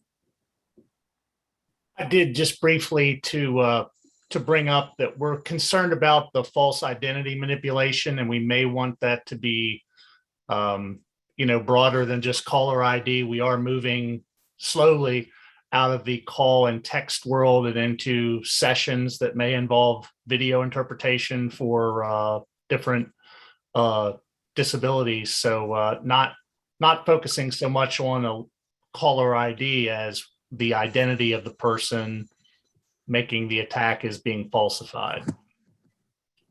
Okay. Just a comment. Thank you. I might need to learn more about that. And Ryan, I don't know if there's anything you can add, or Josh, Jack, or Bill Ferretti. Yeah, the only thing I would add is we could definitely check into, you're in a conversation with, a 911 center and what that might have to do with false identification and fraud in those instances. We can see how those are correlated and how those can be connected. But yeah, definitely check into that. Okay. Josh, Bill, anything you want to add? Comment.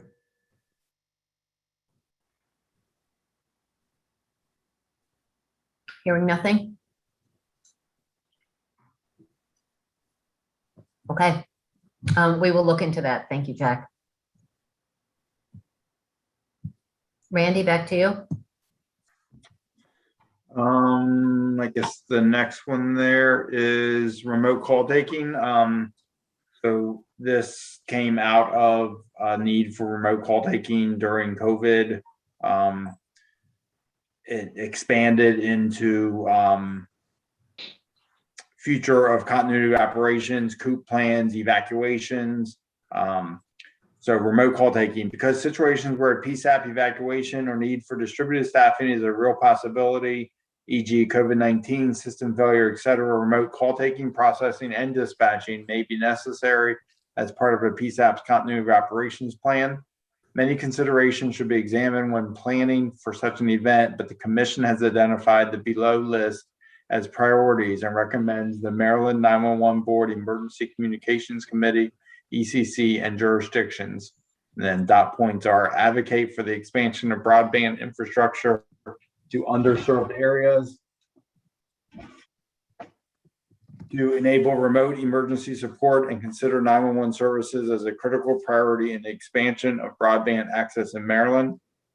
Second dot point, establish resiliency and redundancy throughout the 911 call taking, processing, and dispatching ecosystem. Third dot point, plan and implement dynamic call routing as part of next generation 911 NG 911 deployments. Update policies, procedures, and memorandum of understandings agreements with neighboring jurisdictions, including municipalities, federal agencies, and college campuses to encompass these capabilities. And last dot point, develop best practices regarding the technical confidentiality, liability, and human factors of working in a remote environment. So I know that's a lot of stuff there. But again, in general, it was 5 what we felt very important dot points of hurdles that we need to overcome in order to effectively put in and operate remote call taking, dispatching capabilities. Randy, if I could just pop in. First off, I want to give a shout out to Ross Coates, whose leadership on this issue through the ECC, the Emergency Communications Committee, has just been vital, working with MACO, the Maryland Association of Counties, and with all 24 jurisdictions. So thank you, Ross. I don't know if you're here. And the other thing, there's some consensus in chat that we don't need to read every word of every slide, that we could probably just summarize. And then if anyone wants to discuss the details or has a need to hear the whole thing, we can totally do that. Does anyone object to that? Okay, because each of you has seen all of these before, but I do want to make sure that we are as transparent as possible. So if there are no questions about remote call taking, Randy, we can go to the next slide. And It's Josh Jack. Just one comment here. Mr. Ferretti had a good addition that we put into the text of the report. So I didn't want him to think that we did not include his input. Please, where is that, Josh? Can you just say, is that on call taken? It's building out on the last bullet there. Mr. Ferretti had some additional input that we did include in the report. Bill, will you say what that is? So currently it reads develop best practices regarding the technical confidentiality, liability, and human factors of working in a remote environment. And how would you suggest it be modified? It was modified. It was just an additional information that we backed it up, that bullet in the text of the report. So there's no change to the recommendation. I see. Thank you. Mr. Chairman Myers. Yes, I brought up this point before, and I just want to make clear. I just want to be clear. This is a recommendation, right? This is not to be embodied in statute. Is that correct? Correct. Okay. All right, then I will hold any further questions. Thanks.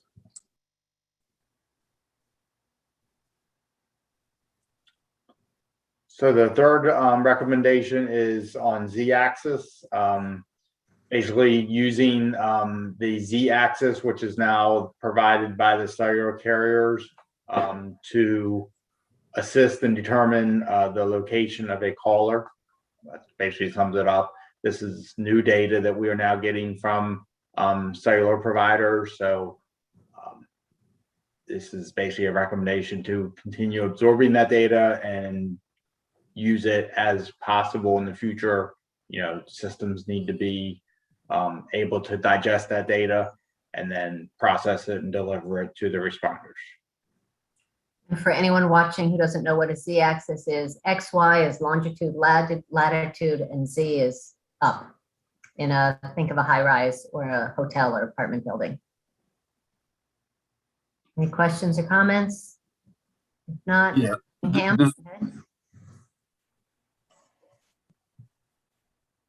Did someone have a question? Yes, Tony, I have a question. Yeah. My question to my colleagues is, should we limit this recommendation to Z-axis, right? Because in the next gen environment, relies heavily on geographic routing of calls, which means that the carriers need to push through to the PSAT or to the 911 center the exact location of that device in order for us to take advantage of the functionality inherent to next gen 911. And we're not doing that. And even as 911 centers transition to next gen 911 today, right now, the carriers continue to push through the location of the tower and not the location of the device. And so that means that the calls are not necessarily being routed properly, and the next gen core services are not given an opportunity to direct them to the right 911 center. So I'm just curious if we should limit this discussion to just the Z-axis or to providing the location information kind of holistically, the whole big picture about location information, precise location information. Tony, thank you. Randy, do you think that was covered in last year's bill or not as completely as Tony is saying it? And then if Julia Fisher has anything to add, or Josh Jack. I'll refer to either of them first. And Ryan, last year's bill. Josh. I would have to reread what we put in last year. Okay. And Ryan is pulling up that bill and that portion of the bill. Julia, do you happen to have that information at your fingertips or anything you want to add?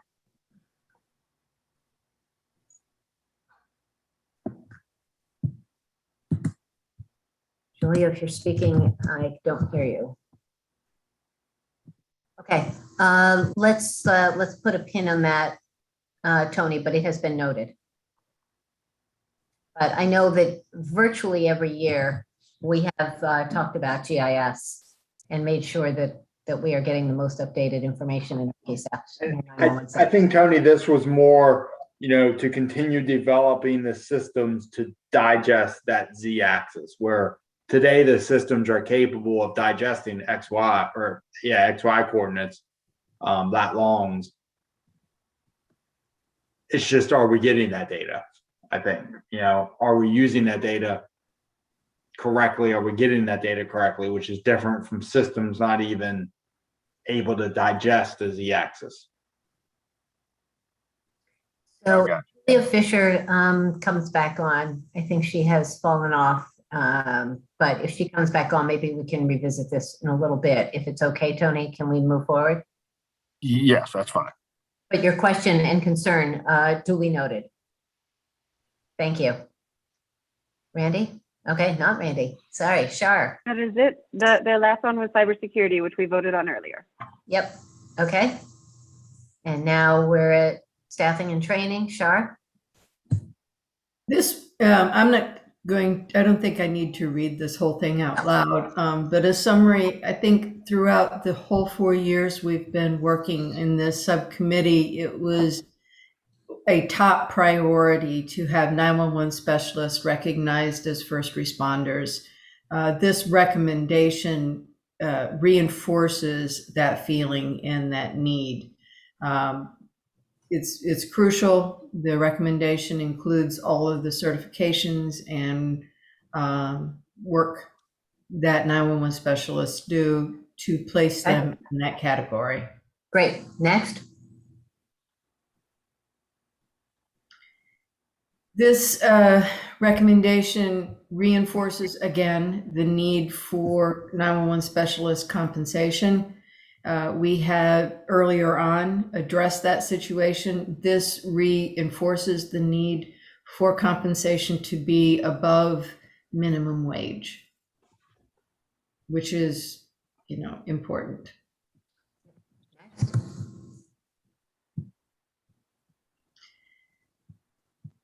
I think we bounced up. There we are. Implicit bias training. In case anybody forgot, this is is the old. One. This This is the old one. Okay, let's get rid of it. Sorry. Yep. If you can copy and paste so that when we have the final version of this slide deck, Molly, that'd be great. Sure. And the diversity in recruitment is also very important, and it's a recommendation to ensure that there is diversity in recruitment and specifies a partnership in making sure this happens. Yep. Next. Best practices in hiring. Again, this has been something that our subcommittee has focused on a lot throughout these 4 years, understanding that there was a need to meet the requirements of the residents of Maryland with the best possible 911 services. And this provides, I just had an error message right over the top of this, I'm sorry. This provides the recommendation that there are established practices for hiring and processing so that everybody can get the same high level of services throughout Maryland.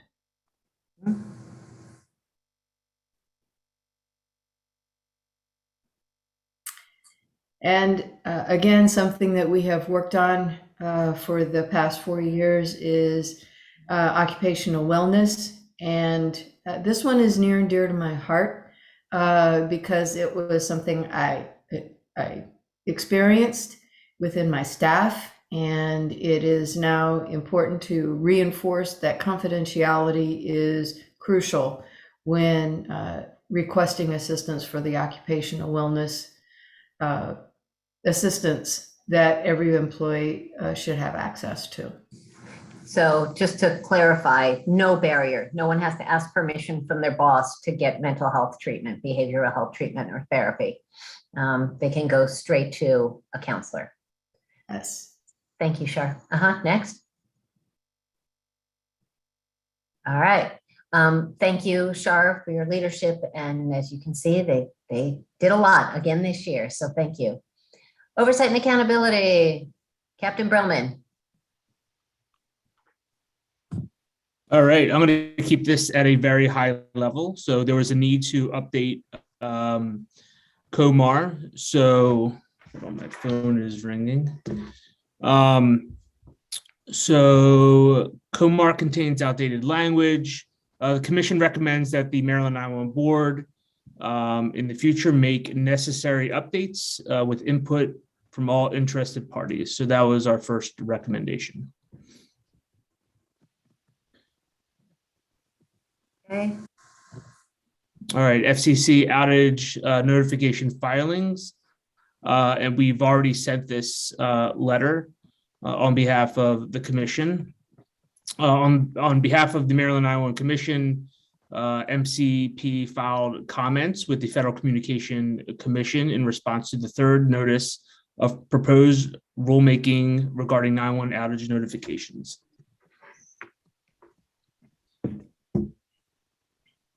All right, real-time text.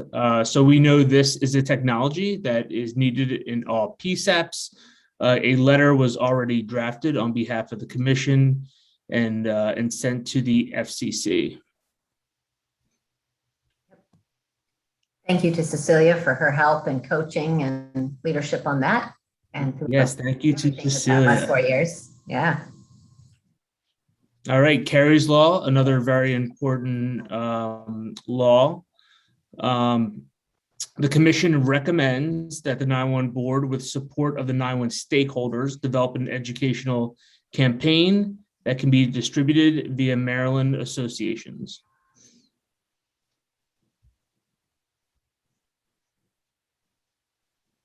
And that was a Sean Mooney suggestion. And Sean is going to go and give us a bunch of ideas, but through the new CEO of the Maryland Chamber of Commerce, the Hotel Motel Association, the Maryland Association of Community Colleges, lots of folks. We will have to work on that.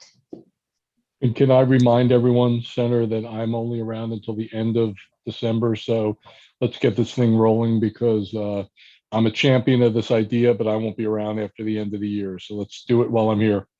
Sean, I thought starting January 2nd, you would start your own PR firm and take this on as a client. We'll see you soon. Yeah, right. Mr. Brown. Oh, you wait, you passed over Carey's Law. Oh, I apologize. I apologize. Go, go, go. Sorry. That's what we were just on. Mhm.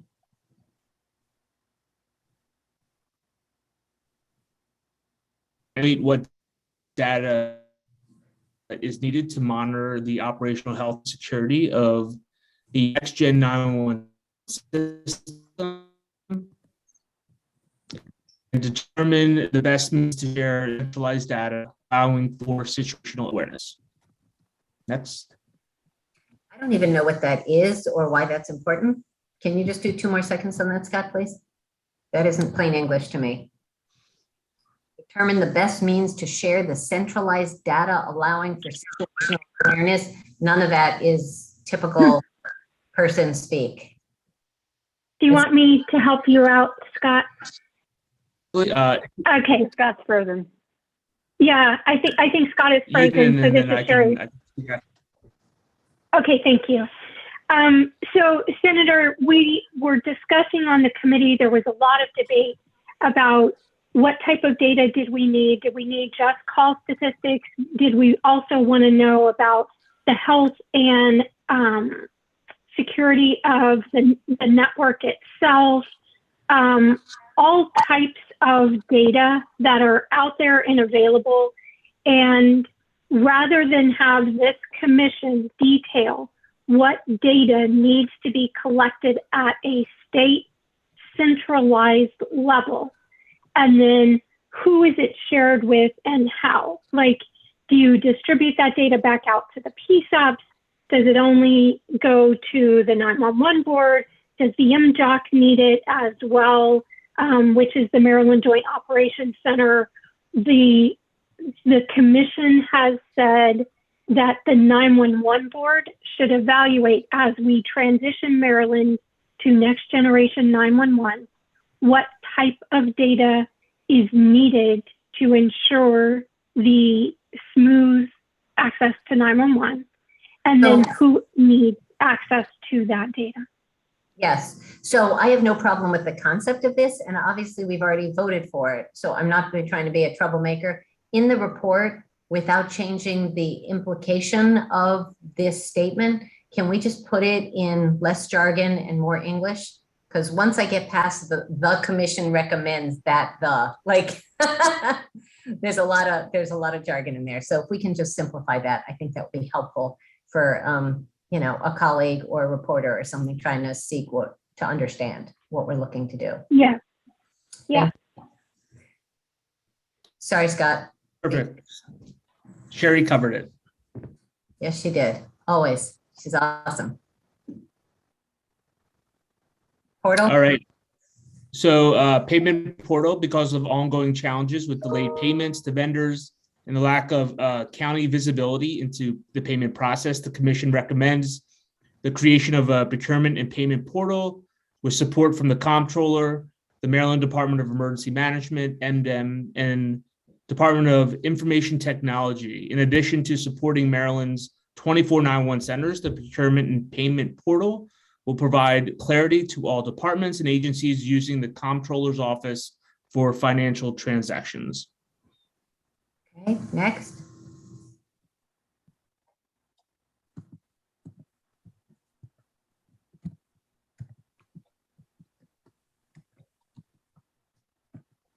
Okay. This is my subcommittee, Finance and Structure. So again, as part of following up on what Shar Flaherty was talking about with the Staffing and Training Subcommittee, we are going to propose a very narrow presumption for the PTSD and other mental health challenges experienced by our 911 specialists. Next.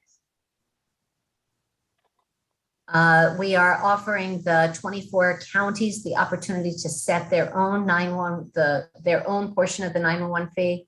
5 or 6 jurisdictions have already increased, and about half of them to the maximum that we established in Carl Henn's law. And so they want the flexibility if they're still not getting the portion, the costs, the revenues coming in to cover their 911 center expenses. Next.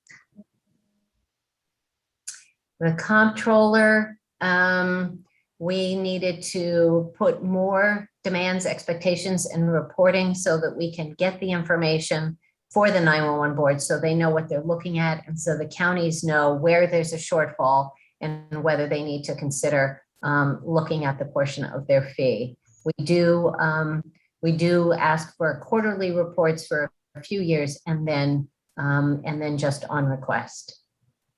Next. The payment portal, again, Captain Brillman already talked about that. Next. We did that jointly. Yeah. All right. Yep. Okay. So this is the beginning of the wrap up here, guys, 1:30. So we will be done way before 4. And I don't know how we want to do this, but I think we should all take a moment and revel in this. And this is where I start to get really just so proud and so moved and inspired by all that we've accomplished so far. And we're looking at 6 bills for next year. So here's what we've already done. We have already authorized property tax credits as a way of supporting our 911 specialists.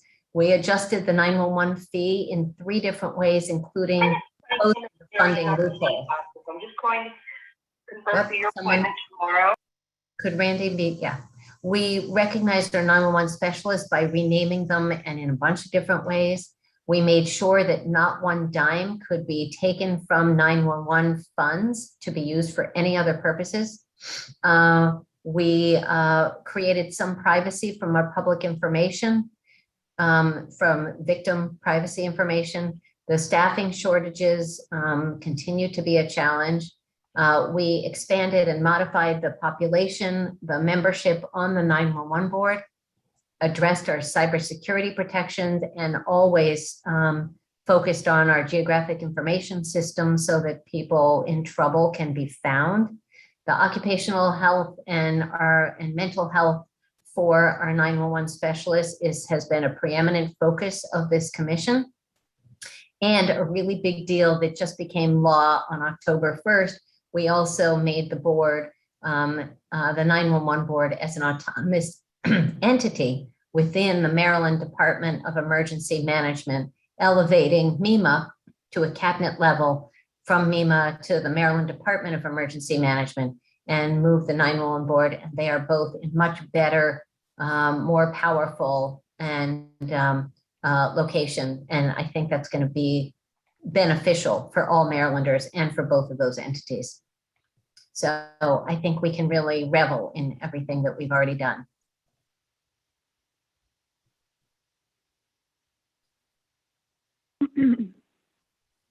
I just feel like we should pause for a moment just to to actually recognize all the work, because this doesn't even cover everything that was discussed and all of the topics that we covered, right? I just think there's to repeat what Senator Kagan said, there's a lot of work done, and this is just a portion.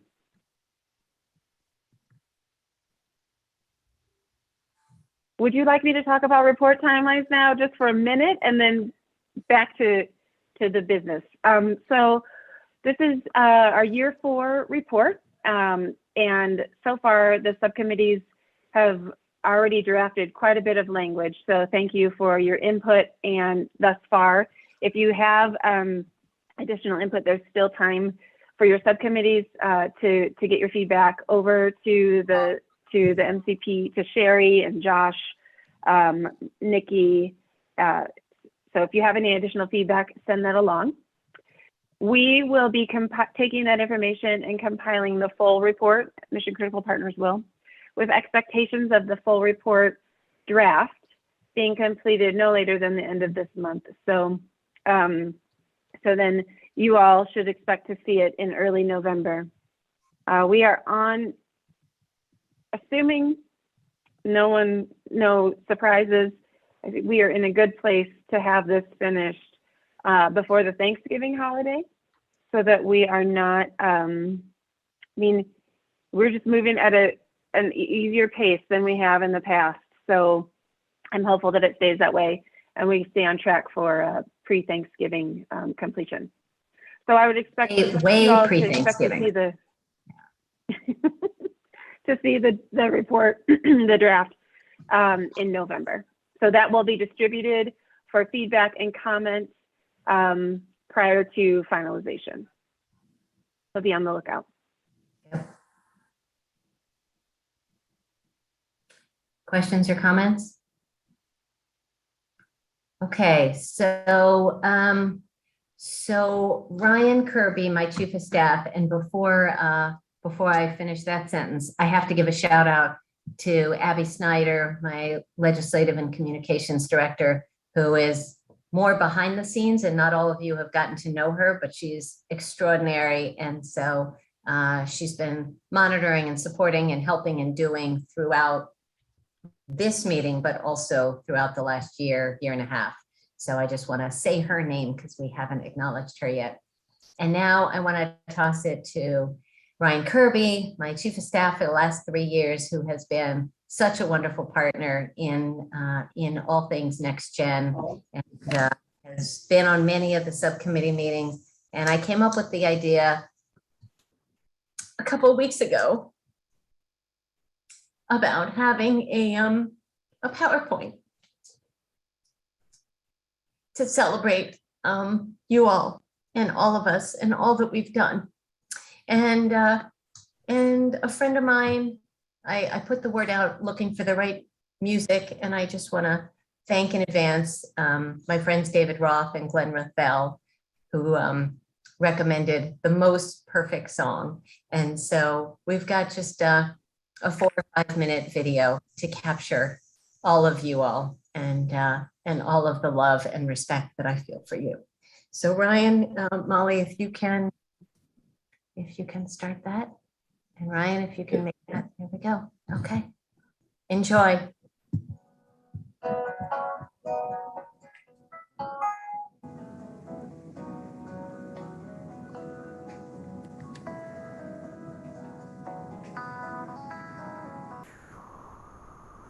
How many ways can I be grateful? How many ways? Given the chance, I'm gonna tell you now. How many ways can I give thanks for the blessings I have known? I've got a list, I will tell you how.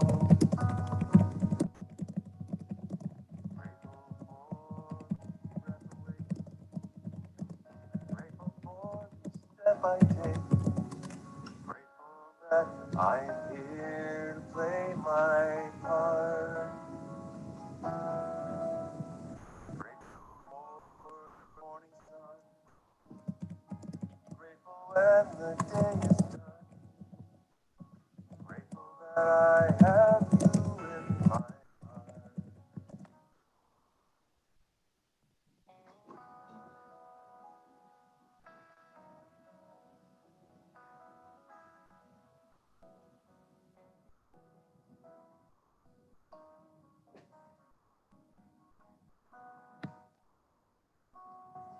Grateful for this universe, for the better and the worse.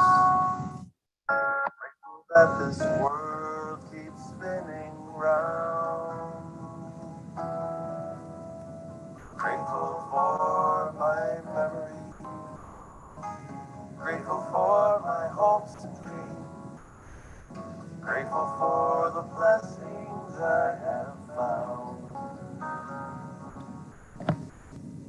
How many ways can I give praise for all the gifts I have? Given the chance, I'm gonna shout out loud.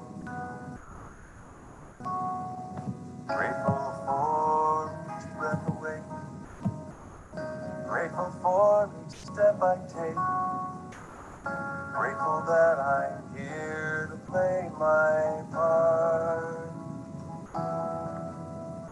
Grateful for the morning sun, grateful when the day is done, grateful that I have you in my heart. How many ways can I be grateful? How many ways? How many ways can I be grateful? How many ways? How many ways can I be grateful? How many ways?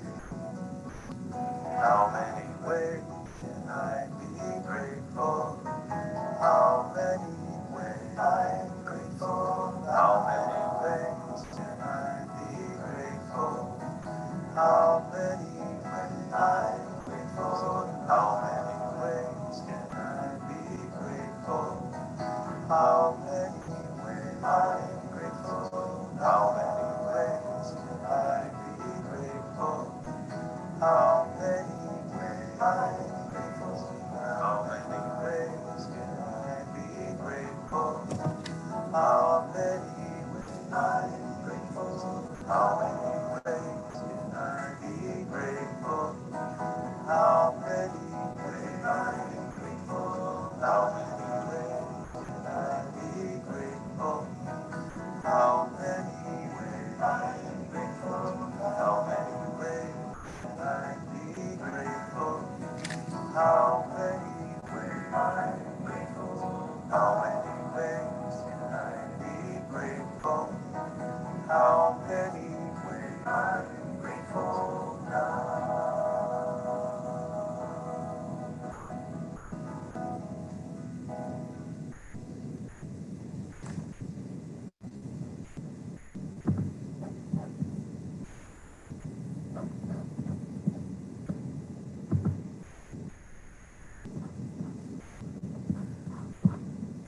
That's our gift to you all. Thank you. Says it all. So Senator Kagan, we actually have a surprise for you. So I'm actually going to come into your office because we are in Annapolis.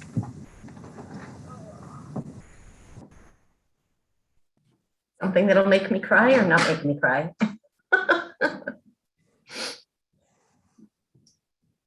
So, Molly, you should be able to share screen because we actually sent her a PDF version of it as well, so everyone can see it.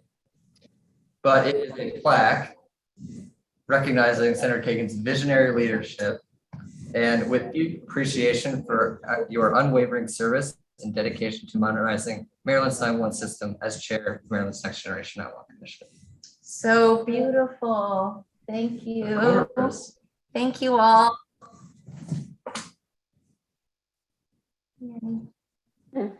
It will have a very special place in my office and in my heart. Thank you all very, very much.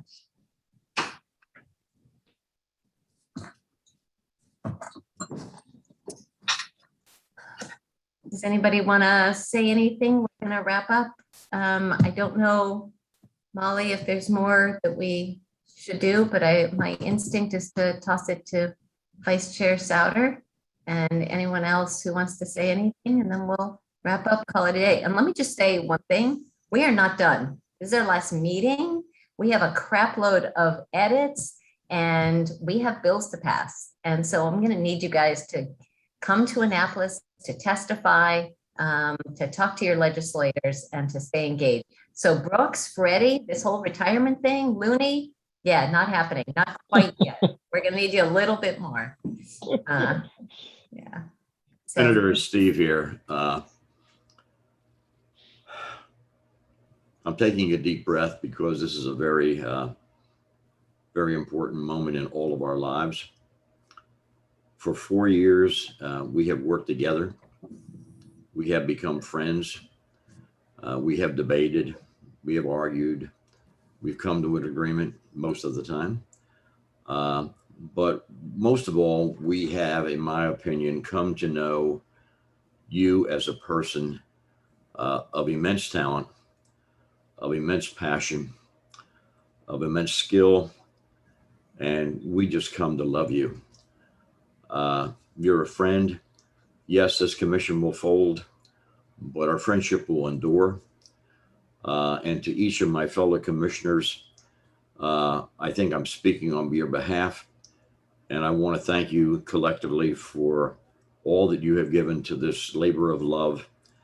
As recently as yesterday, I happened to speak to some colleagues in the Middle Atlantic region, and they are keenly aware of this commission. And quite frankly, they're jealous. They're jealous that they don't have a Cheryl Kagan that has their back, that's pushing them and this issue forward. And they just are in awe. And with that, I just want to say personally, thank you. I've learned so much from you. I've learned the skill and the passion that you bring to an elected official's job. I know that neither one of us like the word politician.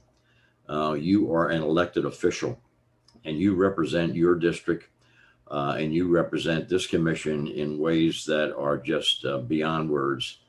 And collectively, simply thank you, ma'am. We love you. I love you too. Best decision was making you vice chair. You've been amazing as a partner and a friend. Thank you, Steve. I second that. I third that. There we go. I fourth. Hey, listen, while I'm yelling things out, let me say this. In my 13 years as in Cecil County, I started going to next gen presentations. And my assessment after the fourth one was no one has any idea what we're doing. But because of this commission, all right, we took most of that and gave it a floor plan. We established what it was going to be, and we chugged forward for 4 years. You know, I can speak for a while on Senator Kagan's qualities and leadership because of our association in the past 4 years. Some people are aggravated with me about it. Some people are jealous about it. We spent long nights walking in Annapolis when I made sure she got home safely. to discuss things that were a little bit more refined, that needed some one-on-one. But that's the type of individual that she has been all of her career. I don't know why she's confined to Rockville and Gaithersburg, but that's another topic. But for all of us, I think each and every one of us has now had the appreciation of what it takes for an elected official to be behind something, be very serious about it, and take it to completion. And that's just been outstanding. I thank you all. It's been a pleasure being with all of you, and we'll do whatever we need to do to get it to the finish line. Thank you, Senator. Thank you, Chief. And I think I've said it before, but poor Richard Brooks, when he said he was going to retire, over lunch with him and his wonderful wife, I made clear that retirement from this commission was not an option. And he has generously, as has Bill Ferretti, continued to serve in such an important and helpful, valuable way. So thank you. Adore you, Chief Brooks. Thank you.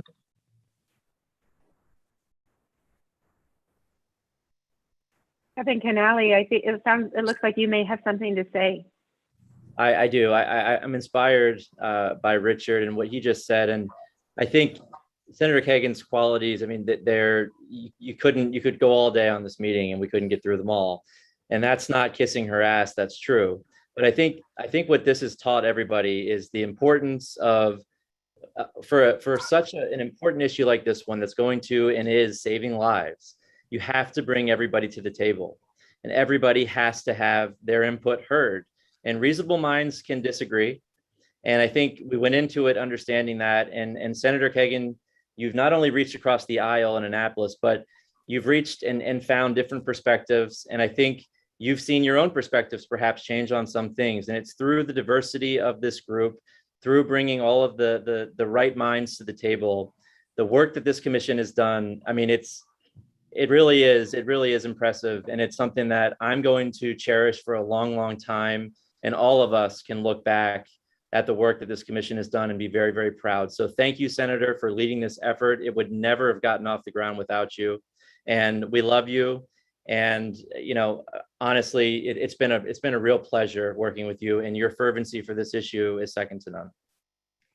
Thank you, Kevin. And partnering with you in particular, but all representatives of Maryland Association of Counties and the 24 county executive, county council members, boards and commissioners, has been an extraordinary opportunity. And you joined me from the very beginning in the commitment to all boats rise. And that meant big dogs, little dogs, those with affluence and those with challenges. And we had to reach out and make sure that all 24 jurisdictions were ready to transition to Next Gen 911. And you're amazing. So we'll still have more work to do legislatively on this and many more issues. Thank you. And for those of you who don't know, Nellie had a baby boy, and named him for Chief Brooks. I just want that as we live stream this. I absolutely did. And I would be honored if he turns out to be half the man that Chief Brooks is. But his name is Brooks, and it happens to be the last name of someone that I admire. So we'll go with that. Yeah, love that. Thank you, Kevin. Mooney, it looks like do you have your hand up? Yeah, just real quick. A lot of this group really doesn't do much in Annapolis, so I don't want us to take for granted what a monumental achievement this has been. And if you look up the word legislative champion, we now have to put Senator Kagan's picture next to that.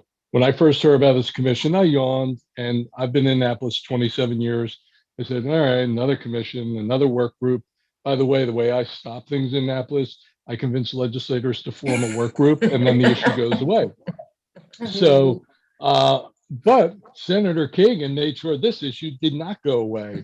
And it really is incredible. And Kevin and the few of us, obviously the legislators who work in Annapolis, appreciate just what an achievement this has been over the last 4 years because of Senator Kagan's champion for this issue. So that's the one thing I want to make group aware.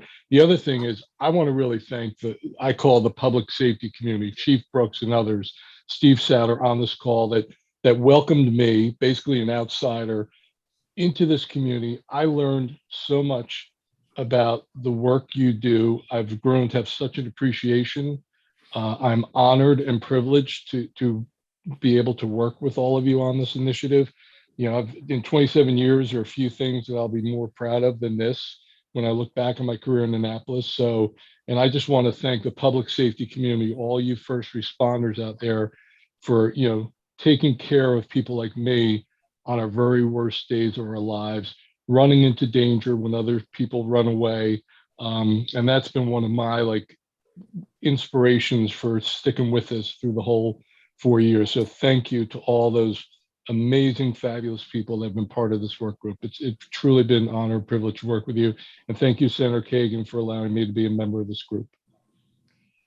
So Sean Looney, when we were first starting, so thank you for those words. So Sean came up to me and said, there are 1 million reports from boards and commissions that sit on shelves and get dusty and no one reads them and no one pays attention.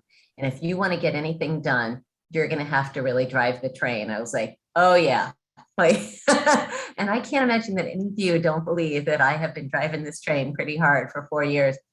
And Sean and all of you have been so helpful in making sure that we did move forward. Because too often you spin wheels and nothing gets done. And so we got to closure on a lot of stuff. And that was thanks to the experts on the commission and folks like Sean Looney, who consulted with experts and got us the right information that we needed to move forward. So Sean, from the very beginning of my legislative career as a freshman in the House of Delegates, you and I have worked together on a lot of issues, and I'm so grateful for you. Thank you. Mr. Rhodes, your hand is up. It is. First off, I want to kind of echo what everybody has said about your leadership. And I want Sean to know not to turn his back, right? Because now that we know he is responsible for the creation of the Ever Ready Bunny that beat us into submission, we know where to go. And I don't want to diminish what anybody else has said, because your leadership has been fantastic and you pushed us really hard and we got things accomplished because you pushed us hard.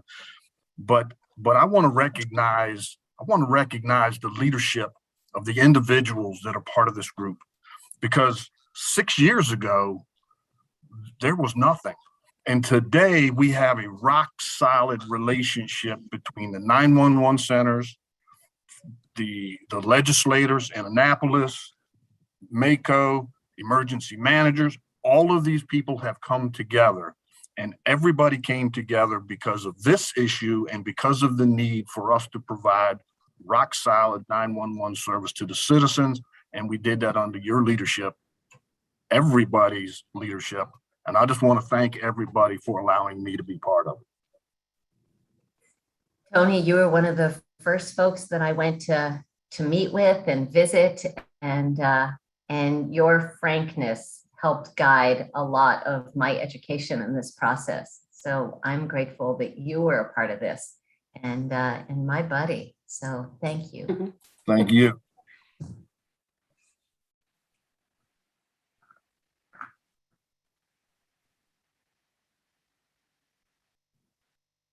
Okay. Any other comments? So I have just a couple of quick things. My colleagues just deserve a special shout out. Senator Ed Riley has been by my side in this and made it abundantly clear that 911 is not a partisan issue. He had no problems with the idea of adjusting the fee. It didn't become a liberal versus conservative, Democrat versus Republican, red versus blue. He has stood by all of this and has learned so much and supported our work. Delegate Krebs, from the very beginning, when she was chosen by the speaker, she didn't know 911. We went to the Carroll County PSAP. She has been a sponge and soaking everything up and has asked hard questions. And we haven't always agreed, but she has been an amazing member of this commission and legislator on the key committee. Delegate Jackson, now Senator Jackson, with his expertise coming from his background as sheriff in Prince George's County and his commitment to public safety. He has stayed invested even as a senator and no longer officially a commissioner. He has stayed invested in the legislation.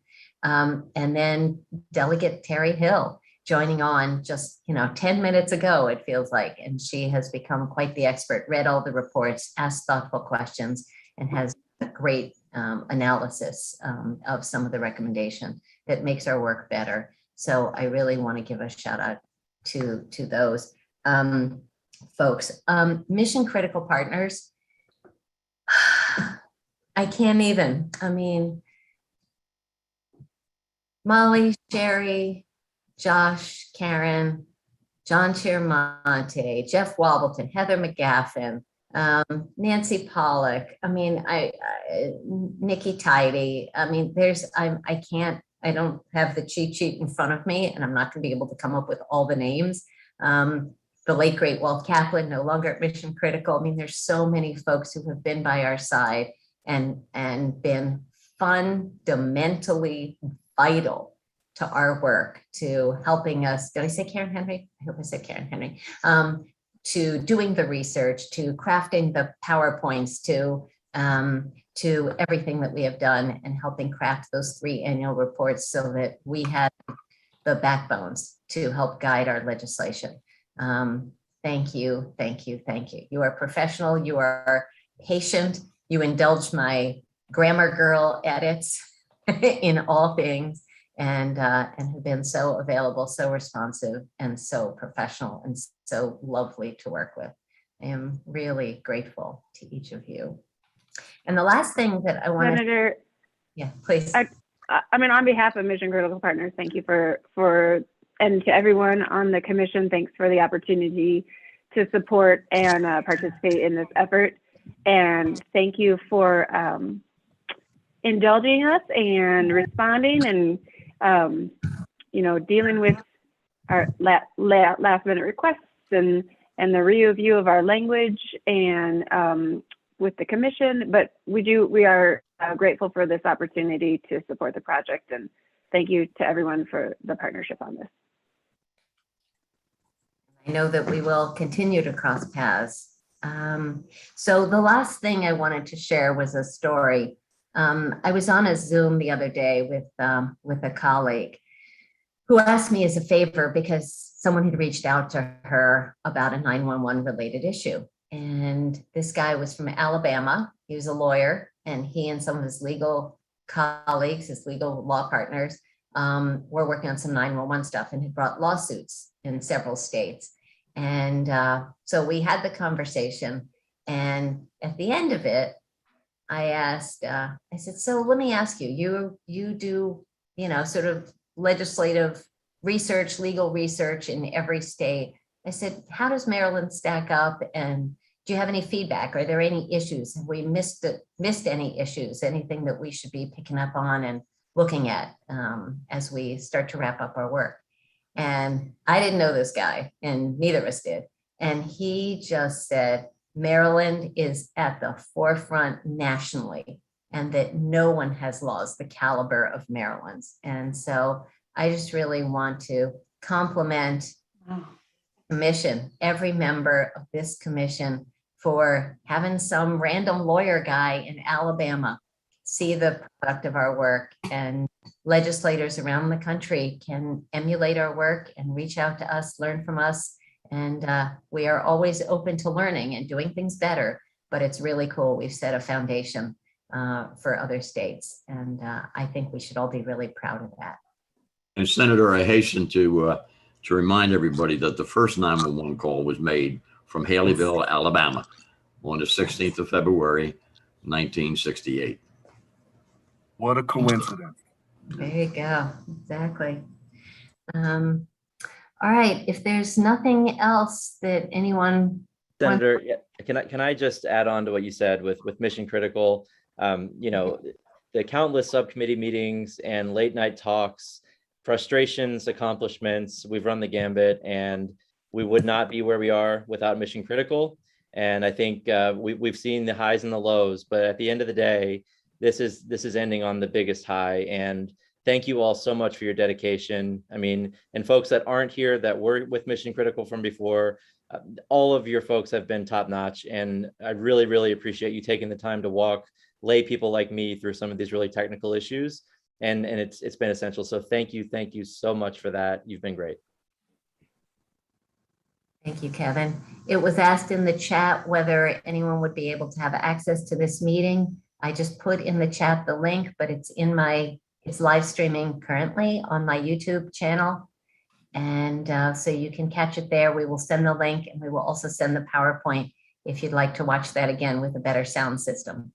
And I'm going to do the point of personal privilege and say that I think 4 people on this commission have been interviewees in my podcast. No, maybe 5. So Steve Souter, Sue Greentree, Sean Looney, and then my staff, Ryan and Abby.